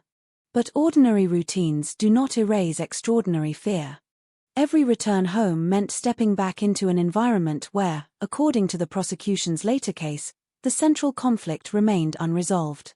The arguments had never truly been about one conversation or one disagreement. They were about control over the direction of an entire life. Education represented one future. Marriage represented another.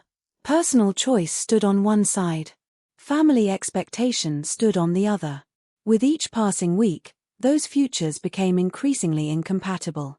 It is tempting to imagine that life offers obvious crossroads where everything changes in a single moment. More often, however, change arrives through countless small decisions that accumulate over time. A conversation postponed. A disagreement left unresolved. A warning dismissed. A fear left unspoken. Looking backward, the path seems tragically clear. Living through it, each individual step may appear almost ordinary. For Shafaliya, there were still reasons to hope. She had not abandoned her ambitions. She had not stopped working toward the future she envisioned. She continued attending school because she believed education mattered. That belief alone speaks volumes about her determination. Even after returning from Pakistan with serious injuries, even after enduring months of reported conflict, she continued to invest in tomorrow. She behaved like someone who still believed tomorrow existed. That detail matters.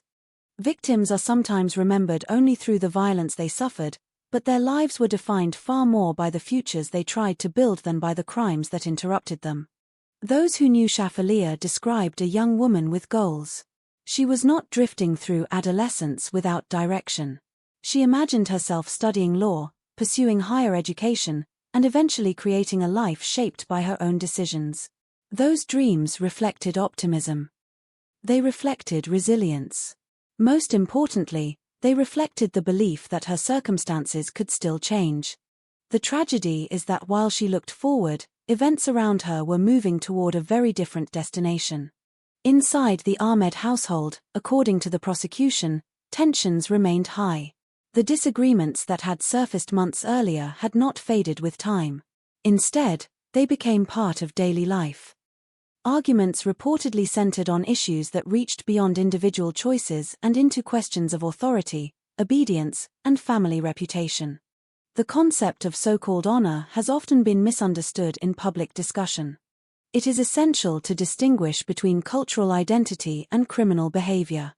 The overwhelming majority of families from every cultural and religious background reject violence completely. They support their children's education, celebrate their achievements, and resolve disagreements without coercion. Acts described as honor-based crimes are not expressions of an entire culture or faith. They are crimes committed by individuals who choose violence and attempt to justify it through distorted beliefs about control and reputation. Courts in the United Kingdom have consistently treated such cases as murder, recognizing that no appeal to tradition, custom, or perceived family honor can excuse the taking of a human life. Understanding that distinction is vital because Shafaliya's story is ultimately about individuals making devastating choices, not about judging entire communities. As September approached, the ordinary markers of the school year returned. Classrooms filled again. Exercise books opened. Teachers outlined new coursework. Students complained about homework after the relative freedom of summer. Life, for everyone else, continued to move forward. For Shafaliya, those familiar routines may have offered brief moments of normality, places where she could focus on something beyond the conflict waiting at home. School was more than an academic institution. It was one of the few environments where her future remained defined by ability rather than expectation. Every completed assignment represented progress toward the life she wanted. Perhaps that is why her later absence felt so deeply unsettling to those who knew her. Someone with clear ambitions does not usually disappear without explanation. Someone preparing for examinations does not simply abandon everything they have worked toward. Those observations would become important only later. At the time, no one knew they were witnessing the final days of an ordinary routine. History is filled with photographs taken shortly before tragedy, smiling faces captured without any awareness of what tomorrow would bring. The people in those images laugh naturally because they cannot see the future. They have no reason to believe the moment is extraordinary. Real life is almost never accompanied by dramatic music or visible foreshadowing. The final week of Shafaliya's life unfolded much the same way. There were responsibilities to meet. Work shifts to complete. Conversations that seemed insignificant. Journeys taken without realizing they would never be repeated. Everything that later became evidence was, in the moment, simply another part of an ordinary day. No one outside the family could have imagined how close events were to reaching their breaking point. Years later, investigators would painstakingly reconstruct those final days through employment records, school information, witness interviews, and family testimony. Every detail mattered because every detail helped establish a timeline. Detectives would ask questions that seemed almost impossibly small. When was she last seen? Who spoke to her? What was she wearing? What time did she finish work? Did anyone notice anything unusual? Homicide investigations often depend upon such fragments because crimes rarely arrive with complete explanations. Investigators build understanding piece by piece until isolated facts begin forming a coherent picture. In this case, that picture would remain incomplete for years. The physical evidence alone could not tell the full story. The timeline contained gaps. The absence of an immediate crime scene complicated every stage of the investigation. And perhaps most importantly, those who knew the truth remained silent. Silence can be created by fear. It can also be sustained by time.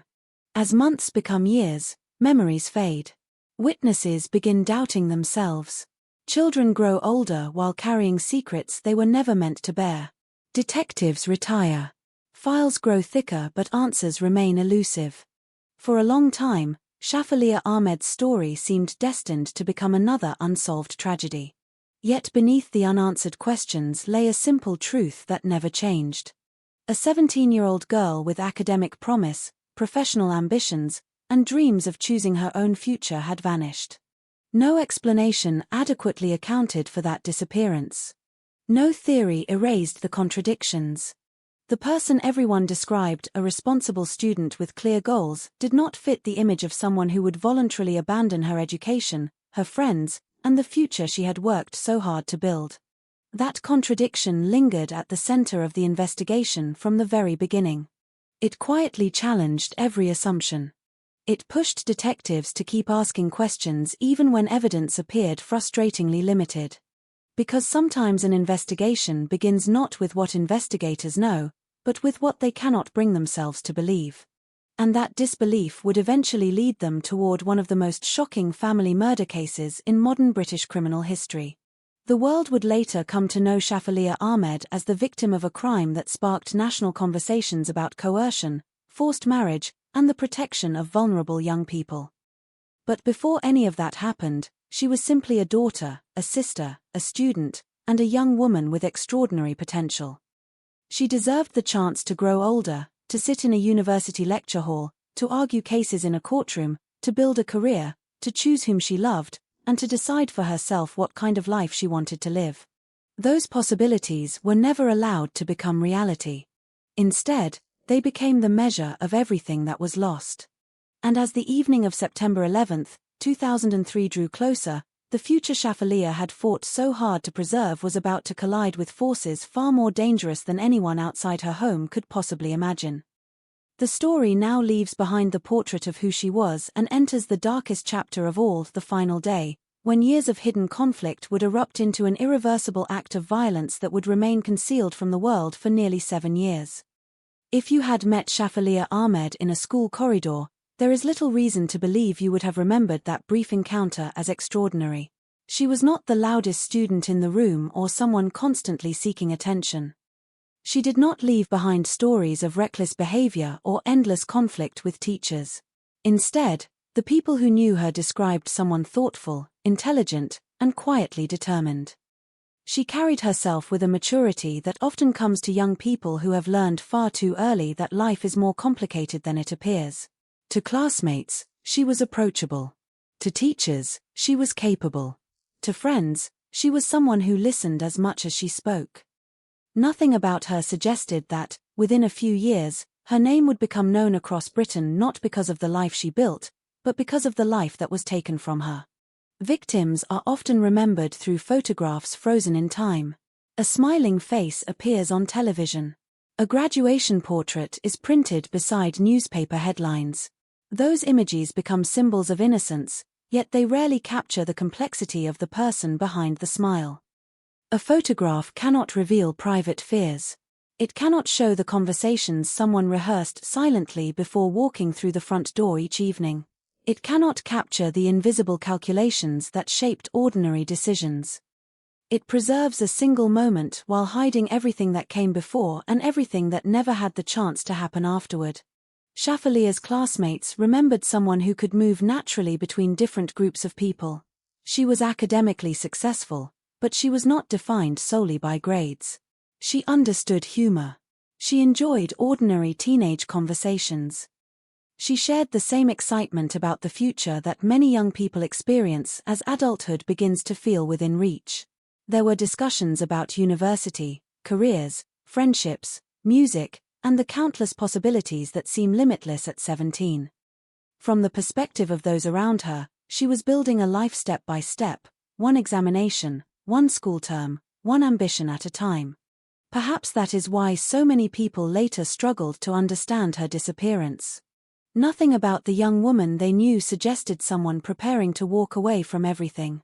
She had plans. People with plans rarely vanish without leaving behind answers.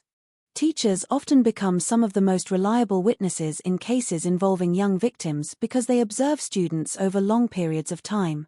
They notice gradual changes that even close friends may overlook. A student who suddenly becomes withdrawn. A previously confident teenager who begins avoiding eye contact. Someone who consistently arrives exhausted or distracted despite maintaining respectable grades. These subtle shifts rarely provide clear explanations on their own, but they often reveal that something beneath the surface has begun to change. For Shafalia, those who taught her recognized remarkable academic promise. She was regarded as someone with genuine potential. Education came naturally to her not because success required little effort, but because she valued learning itself. She approached school with seriousness, understanding that qualifications represented more than certificates. They were opportunities. Every completed assignment, every examination passed, every encouraging comment from a teacher reinforced the belief that her future could extend far beyond the boundaries of her current circumstances. Among all the possibilities she considered, one dream continued to stand above the rest. She wanted to become a lawyer. It is difficult to imagine a profession more symbolic for someone seeking control over her own future. Law is built upon ideas of justice, rights, evidence, and the belief that every individual deserves to have their voice heard. Whether Shafalia consciously recognized that symbolism is impossible to know. What is clear is that she admired the profession enough to imagine herself pursuing it one day. Picture her sitting in a classroom while a teacher discusses university applications. Exercise books lie open across wooden desks. Pens move steadily as notes are copied from the board. Outside the windows, rain taps softly against the glass, another ordinary British afternoon slipping quietly toward evening. Some students are already distracted, thinking about football practice, weekend plans, or part-time jobs. Shafalia is listening. Not because she enjoys every lesson equally, but because each lesson feels connected to something larger.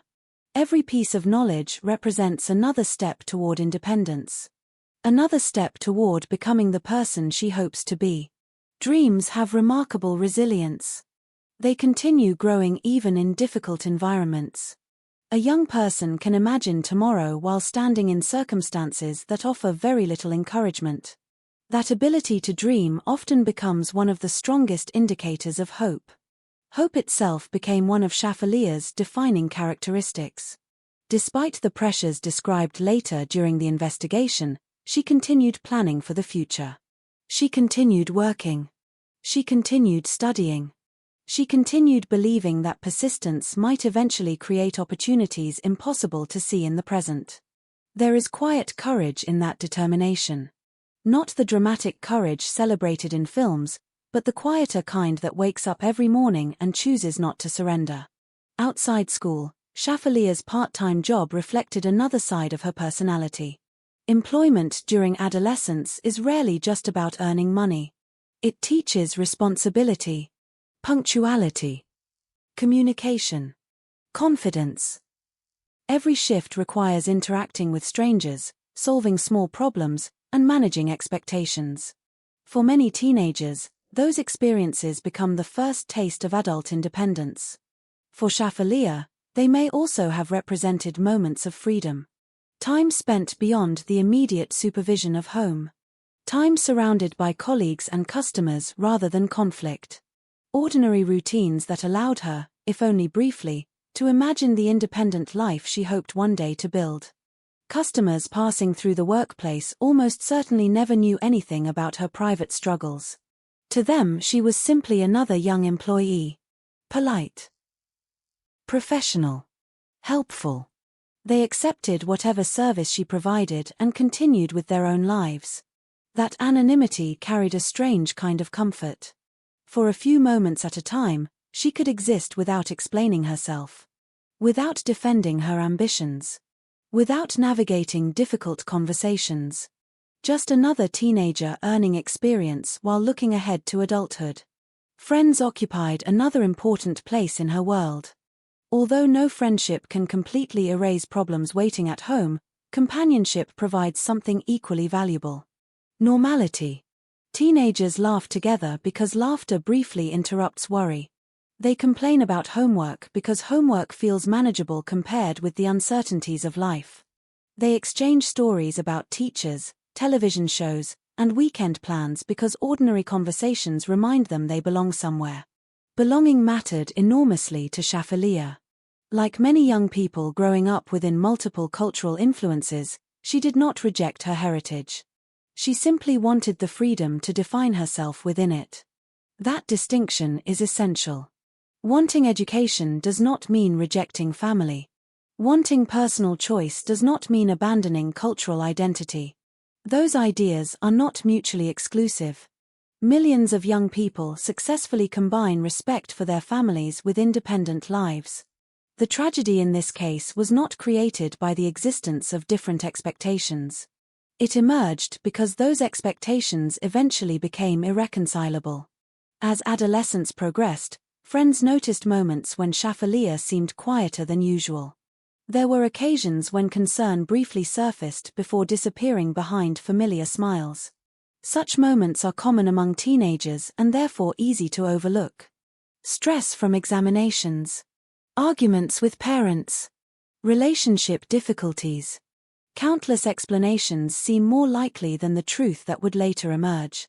That is one reason hidden abuse remains so difficult to identify. Its outward signs resemble the ordinary emotional turbulence of growing up. Even those closest to the victim may recognize only fragments of a much larger picture. Imagine carrying a secret heavy enough to reshape every part of your life while trying to convince everyone around you that everything is perfectly normal. Imagine sitting beside classmates discussing future holidays while privately wondering whether you will be allowed to choose your own future at all. Imagine smiling for school photographs because everyone else is smiling, even though fear has already begun settling quietly into your everyday life. These contradictions became part of Shafaliya's daily existence. Every morning she entered a world that encouraged ambition. Every evening she returned to another where, according to the prosecution's later case, those ambitions increasingly became a source of conflict.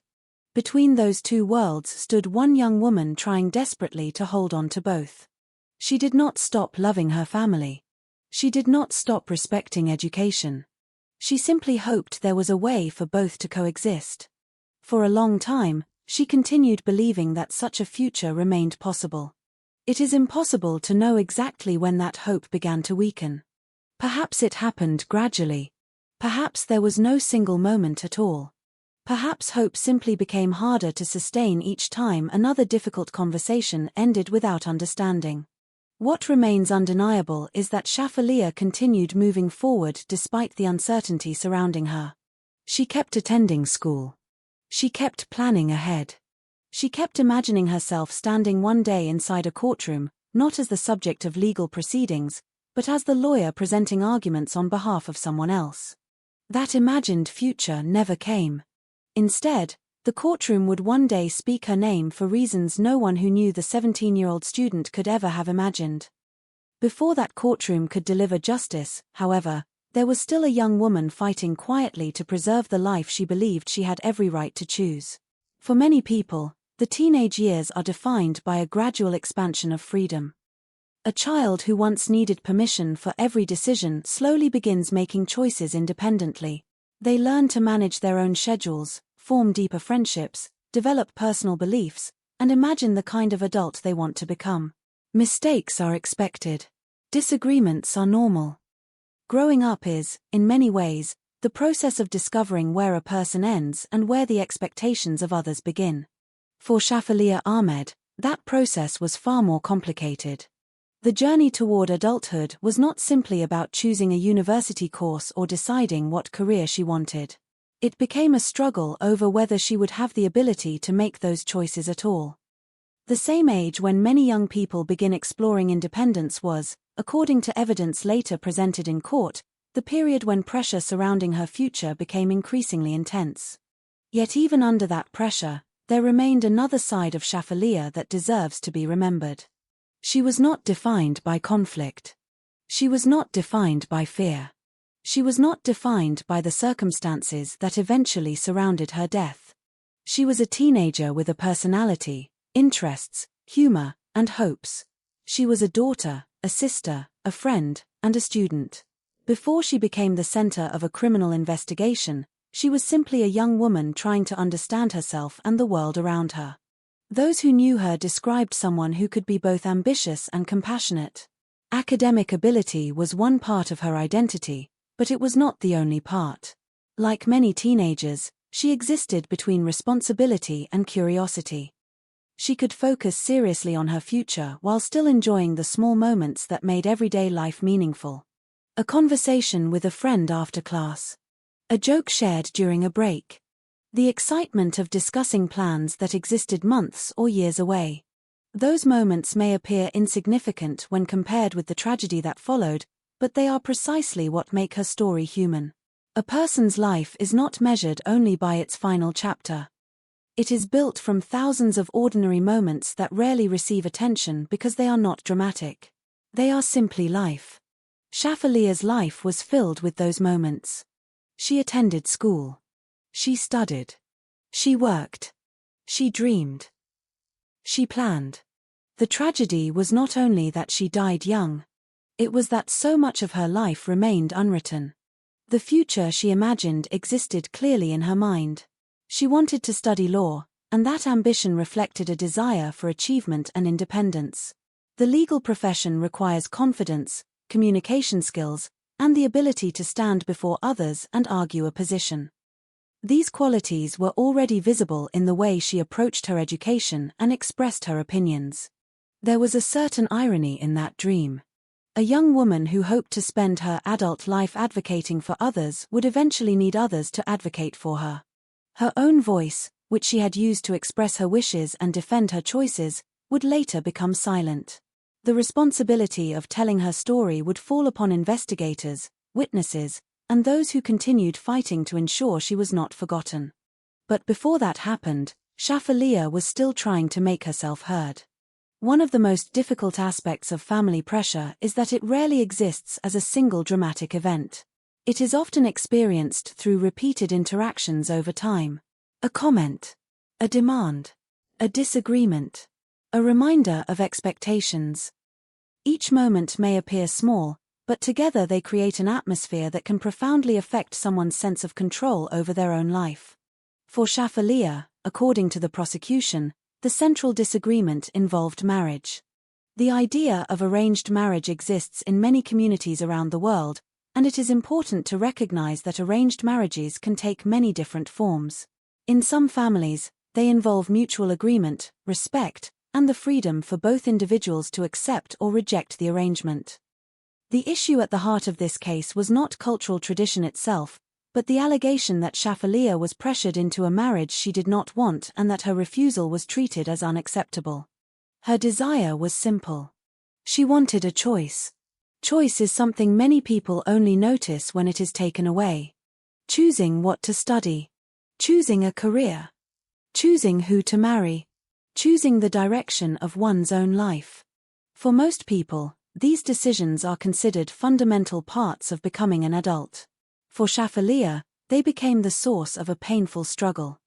The more determined she became to follow her own path, the more intense the disagreement reportedly became. And yet, despite everything, she continued trying to maintain connections.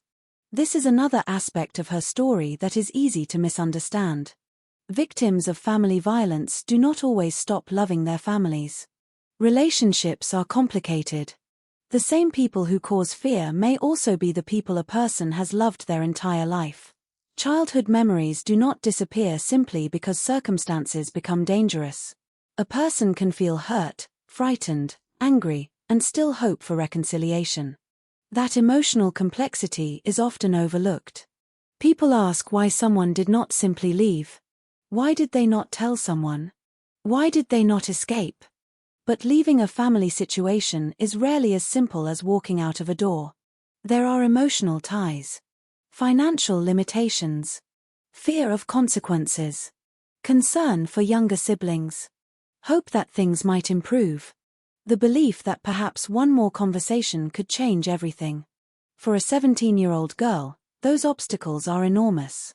Shafaleah was not living in a world where every option was equally available. Her choices existed within boundaries created by the people around her. Her struggle was not merely about wanting something different. It was about trying to convince those closest to her that her own wishes mattered. In early 2003, the trip to Pakistan became a defining moment in that struggle. Before the journey, Shafaleah was already experiencing conflict over her future. After the journey, she returned carrying physical injuries and emotional consequences that would remain central to the investigation years later. The image of a teenager returning from overseas travel with severe internal injuries is difficult to comprehend. A trip that might have represented family connection and celebration instead became associated with one of the darkest periods of her life. The explanation given at the time was that the bleach ingestion had been accidental. However, the prosecution later argued that it represented a desperate act connected to the pressure she was facing. The truth of what Shafaleah felt in those moments can never be fully recovered. No diary entry explains her thoughts. No recording captures her emotions. No witness can completely describe the fear, confusion, or desperation inside her mind. But her actions spoke louder than words. A teenager who was working toward university, who had dreams of becoming a lawyer, who had every reason to look forward to adulthood, experienced something so overwhelming that she suffered catastrophic injuries. That fact alone reveals the depth of the crisis surrounding her. After returning to England, Shafaleah faced the difficult process of recovery. The physical injuries were visible. The emotional damage was hidden. Doctors could treat wounds inside her throat. They could monitor her health. They could provide medical care. But they could not see the full weight of the conflict she carried home with her. And once again, life continued. School schedules resumed. Work shifts continued. Family routines returned. From the outside, the world moved forward. But inside the Ahmed household, according to the prosecution's case, the fundamental disagreement remained unresolved. The future Shafaleah wanted was still the future she was fighting to protect. The future expected of her was still being demanded. Between those two possibilities stood a young woman who had already demonstrated remarkable determination. She had survived a frightening experience. She had returned to her education. She had continued pursuing her goals. Those actions reveal something important about her character. Shafaleah Ahmed was not someone who had given up. She was someone who was still trying to move forward. That is perhaps the most painful part of her story. She was not at the end of her dreams. She was at the beginning of them. At 17, life should have been expanding.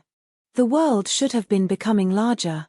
Instead, according to the evidence later heard in court, the space available to her became smaller and smaller.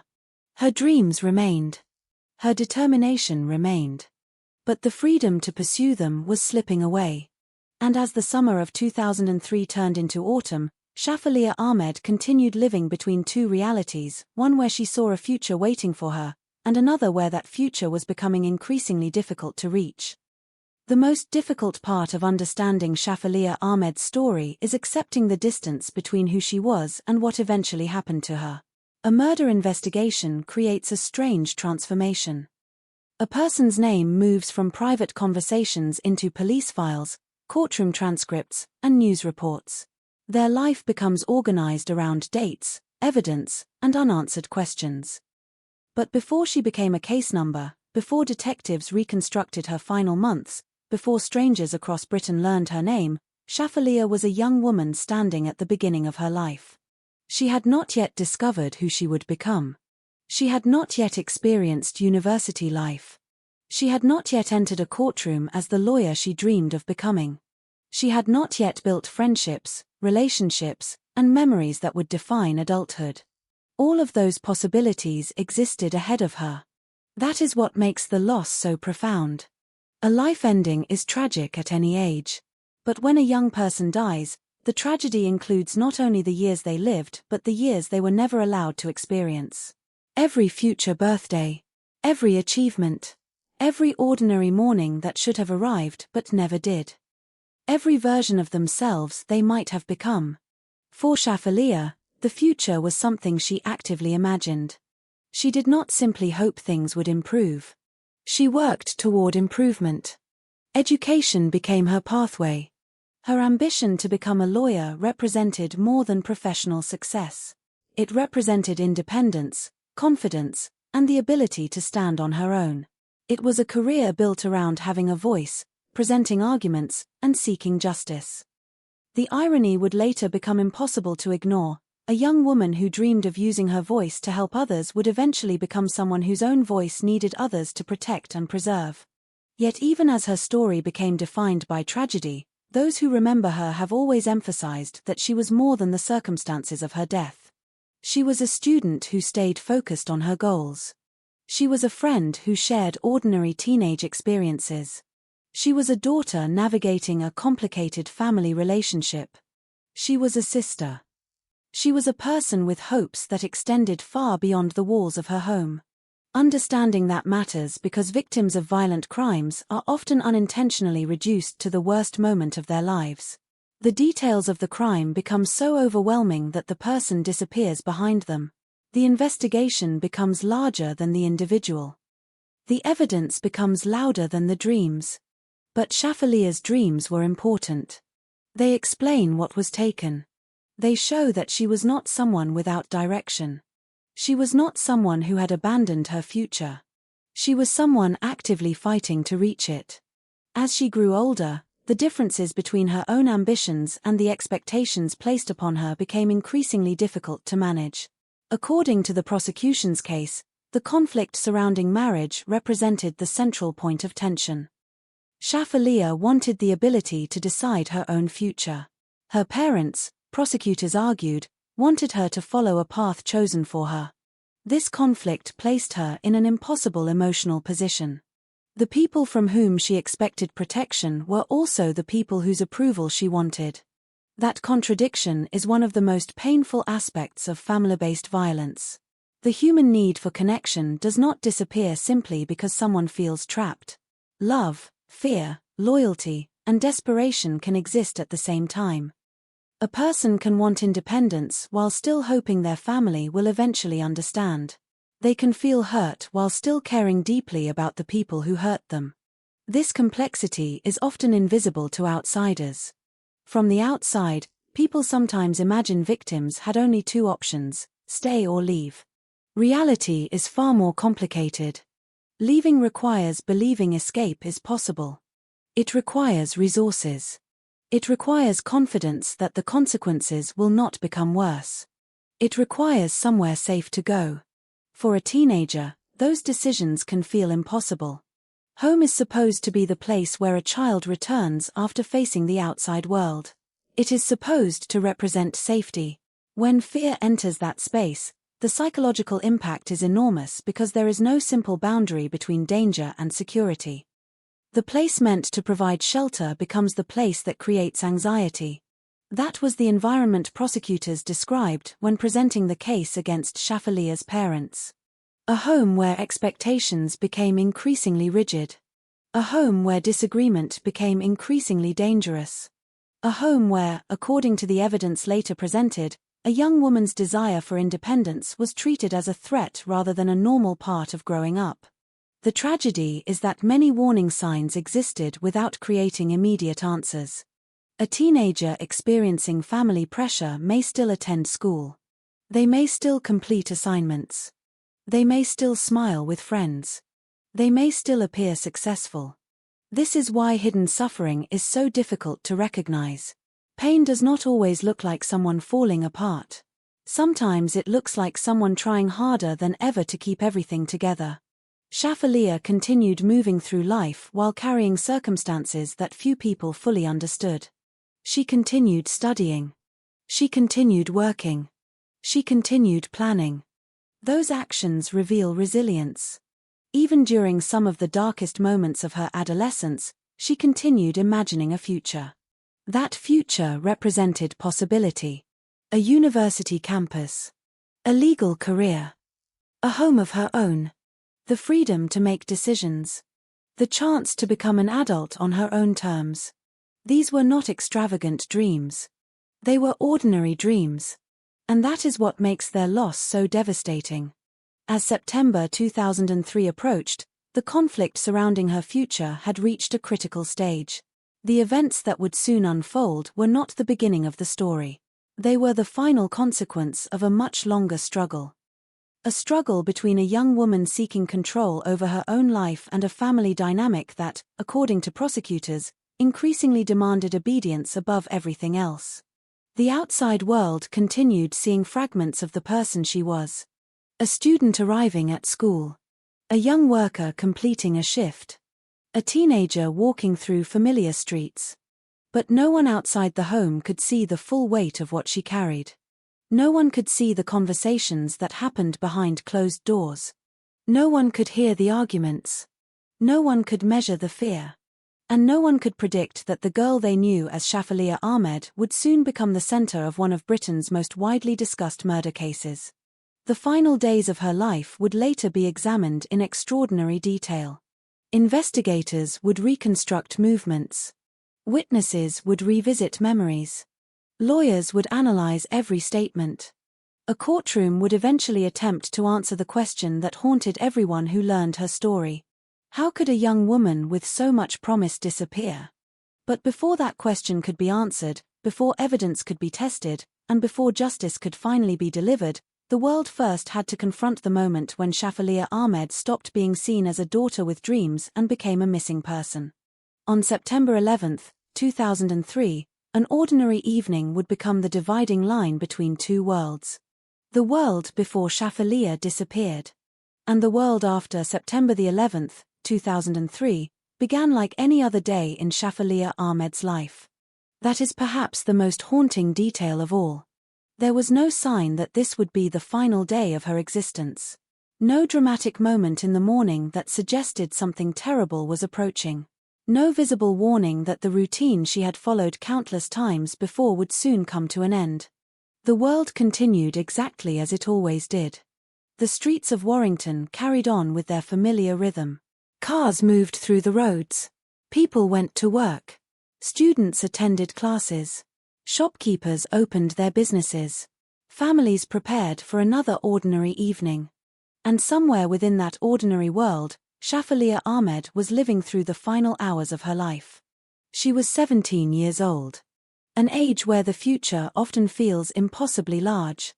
An age where people begin imagining the person they want to become. An age where conversations revolve around possibilities rather than endings. University. Careers. Friendships. Love. Independence. For Shafaliya, those possibilities were not abstract ideas. They were plans she had already begun building. She had academic ambitions. She wanted to study law. She wanted a professional future. She wanted the freedom to make decisions about her own life. But by that September evening, according to the prosecution's case, the conflict between her dreams and her family's expectations had reached a point from which there would be no return. The house in Warrington looked like any other family home. There was nothing outside that suggested what investigators would later claim happened within its walls. No broken windows. No neighbors rushing into the street. No immediate signs of violence. The ordinary appearance of the home would later become one of the most disturbing elements of the case. Because sometimes the most shocking crimes do not happen in abandoned buildings or dark alleyways. Sometimes they happen behind familiar doors. Inside places where children should feel safest. According to the evidence presented years later, Shafaliya returned home after working a part-time shift. The details of her final movements became an important part of the investigation, but the most significant information would come not from physical evidence. It would come from a voice that remained silent for nearly 7 years. Her younger sister, Alisha Ahmed. For years after Shafaliya's disappearance, investigators struggled with a case that seemed almost impossible to solve. There was no immediate crime scene. No clear forensic trail. No confession. No independent witness who could explain what happened inside the family home that night. The truth remained hidden. But eventually, Alisha would tell investigators that she had seen everything. Her account would transform the entire case. According to Alisha's testimony, an argument began inside the house that evening. The subject was familiar. The same conflict that had followed Shafaliya for months. Marriage. Family expectations. Her refusal to accept a future chosen for her. The disagreement was not described as a sudden argument between strangers. It was presented as the final eruption of a conflict that had been building over time. A young woman insisting that her life belonged to her. Parents who, prosecutors argued, believed obedience mattered more than her freedom. The argument became increasingly intense. And then, according to Alisha's testimony, the violence began. She described seeing her parents, Iftikhar Ahmed and Fazana Ahmed, restrain Shafaliya. She told the court that they forced her down and used a plastic bag to suffocate her. The image created by that testimony was devastating because of one central fact. The people accused of ending Shafaliya's life were not strangers. They were her parents. The same people who had raised her from childhood. The same people who had been responsible for protecting her. The same people whose relationship with her began long before anyone imagined a courtroom would examine their actions. This is what made the case so deeply disturbing to many observers. Violence committed by strangers creates one kind of fear. Violence committed by those closest to us creates another. It challenges the basic assumptions people carry about family and safety. The place where a child learns to trust the world had, according to the prosecution, become the place where that trust was destroyed. The details of the alleged attack were horrifying in their simplicity. There was no complicated plan requiring specialized knowledge. No elaborate preparation. According to the testimony, the method involved an everyday object found in countless homes. A plastic bag. An object associated with shopping, storage, and ordinary household tasks became, according to the prosecution, an instrument of murder. That contrast made the allegation even more disturbing. The ordinary had become terrifying. A living room became the scene of a death. A family argument became a crime. A teenager's final moments occurred not somewhere distant or unfamiliar, but inside the environment that should have represented safety. The prosecution argued that Shafaliya's death was not an accident. They argued it was a deliberate act carried out because she refused to surrender control over her own future. The concept of honor became central to the case. Not honor in the traditional sense of dignity, compassion, or integrity, but a distorted idea of reputation and control. A belief that a family's image mattered more than an individual's life. During the trial years later, prosecutors argued that Shafaliya's parents viewed her choices as bringing shame upon the family and that this belief contributed directly to the decision to kill her. The defense disputed this account. They maintained their innocence throughout the investigation and trial. But the jury ultimately accepted the prosecution's version of events. Before that verdict was ever reached, however, there remained one enormous question. What happened after Shafaliya died? Because a crime is not only defined by the moment of violence. It is also defined by the choices made afterward. And according to prosecutors, the events following her death revealed an attempt to hide the truth. Instead of contacting emergency services. Instead of reporting what had happened. Instead of allowing investigators to examine the circumstances immediately. The family presented another explanation. Shafaliya had disappeared. She had left home. At first glance, the disappearance of a teenager could have many explanations. Some young people leave voluntarily. Some run away after arguments. Some seek independence without telling their families. But in Shafaliya's case, investigators would soon find details that made that explanation increasingly difficult to accept. She had ambitions. She had responsibilities. She had connections. She had a future she was actively working toward. The idea that she would simply abandon everything without contacting anyone who cared about her raised serious questions. Questions that would grow louder as the days passed. But on the night of September 11, 2003, those questions had not yet been asked. The outside world remained unaware. The neighborhood remained quiet. The house remained standing. And somewhere inside that silence was the truth about what happened to Shafaliya Ahmed. A truth that would remain buried for years. A truth that would eventually depend on the courage of one person who had carried the memory alone. Her younger sister.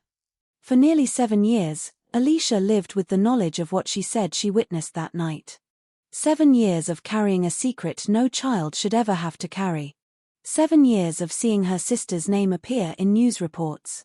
7 years of knowing that the world was searching for answers while she possessed the key to the mystery.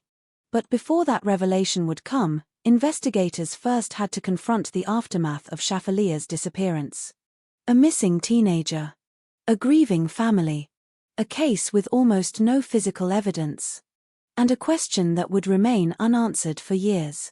What really happened inside the Ahmed family home on September 11, 2003? The hours immediately following Shafaliya Ahmed's death would become some of the most important hours in the entire investigation. In a case where physical evidence was limited and the truth remained hidden for years, every action taken afterward became significant. Every decision. Every explanation. Every moment of silence. Because crimes are not only revealed through what people do. Sometimes they are revealed through what they choose not to do. According to the prosecution's case, the events that followed inside the Ahmed household were not the actions of a family searching desperately for a missing daughter. Instead, prosecutors argued they were the actions of people attempting to conceal what had happened. But at the time, no one outside the family knew that. The world saw only a missing teenager. A 17-year-old girl who had vanished. A family claiming they did not know where she was. A community left wondering how someone so young could disappear without leaving behind obvious answers. The first challenge facing investigators was understanding who Shafaliya was. That question may sound simple, but in missing person cases, it is often the foundation of the entire investigation. Who was this person? What mattered to them? What routines did they follow? What would be unusual behavior for them? What would they never willingly leave behind? For Shafaliya, the answers created a picture of someone deeply connected to the life she was building. She was a student. She was working. She had educational goals. She had friendships. She had ambitions that extended years into the future. A person with that kind of investment in life does not simply disappear without explanation. Yet that was exactly what appeared to have happened. The days after September 11th passed with increasing concern. At school, her absence became noticeable. Teachers knew Shafaliya as a student with commitment and potential. A missing classroom seat can seem like a small detail, but in investigations, small details often carry enormous significance. A student who normally attends lessons, completes assignments, and participates regularly does not simply vanish without creating a pattern of concern. The empty space where she should have been became its own kind of evidence. Friends began asking questions. Where was she? Why had she not contacted anyone? Why had she not returned? Teenagers communicate constantly, even without realizing it. A message sent after school. A conversation about weekend plans. A quick phone call. A shared joke. These small connections create an invisible network of relationships. When someone disappears, those connections become the first places investigators search. Who would she contact? Who would she trust? Who would know where she might go? In Shafalia's case, those questions repeatedly returned to the same problem. There was no clear answer. There was no explanation that matched the person people knew. A voluntary disappearance seemed increasingly unlikely. But a murder investigation required evidence. And evidence was difficult to find. One of the greatest obstacles was the absence of an obvious crime scene. In many homicide investigations, detectives begin with a location. A place where violence occurred. A room containing physical clues. Objects that tell a story. Fingerprints. DNA. Signs of struggle. Something that allows investigators to begin reconstructing events. The Shafalia Ahmed case offered none of those immediate answers. The house where prosecutors later alleged she was killed did not initially appear to be a crime scene. There was no obvious sign of violence. No immediate discovery that transformed a missing person investigation into a murder investigation. Instead, detectives were forced to work backward. They had to begin with a person who was gone and attempt to determine why. This is one of the most difficult situations law enforcement can face. A missing person investigation exists in uncertainty. A homicide investigation requires certainty. The transition between the two depends on evidence. And for a long time, that evidence remained painfully limited. The family maintained that Shafalia had left home. The explanation created a complicated situation for investigators. A teenager leaving home after conflict with parents was not impossible. It happened. Police had to consider every possibility. A runaway. An accident. An unknown third party. A voluntary disappearance. They could not simply assume the worst without evidence. But those who knew Shafalia questioned whether that explanation matched her personality and circumstances. She was not someone who appeared to be abandoning her future. She had goals. She had plans. She had worked hard to create opportunities for herself. The idea that she would walk away from everything without telling anyone who cared about her became increasingly difficult for many people to accept. Then another disturbing question emerged. If Shafalia had left voluntarily, where was she? A person who disappears usually leaves traces. A bank transaction. A phone call. A message. A sighting. Some evidence of movement. But the trail surrounding Shafalia became increasingly cold.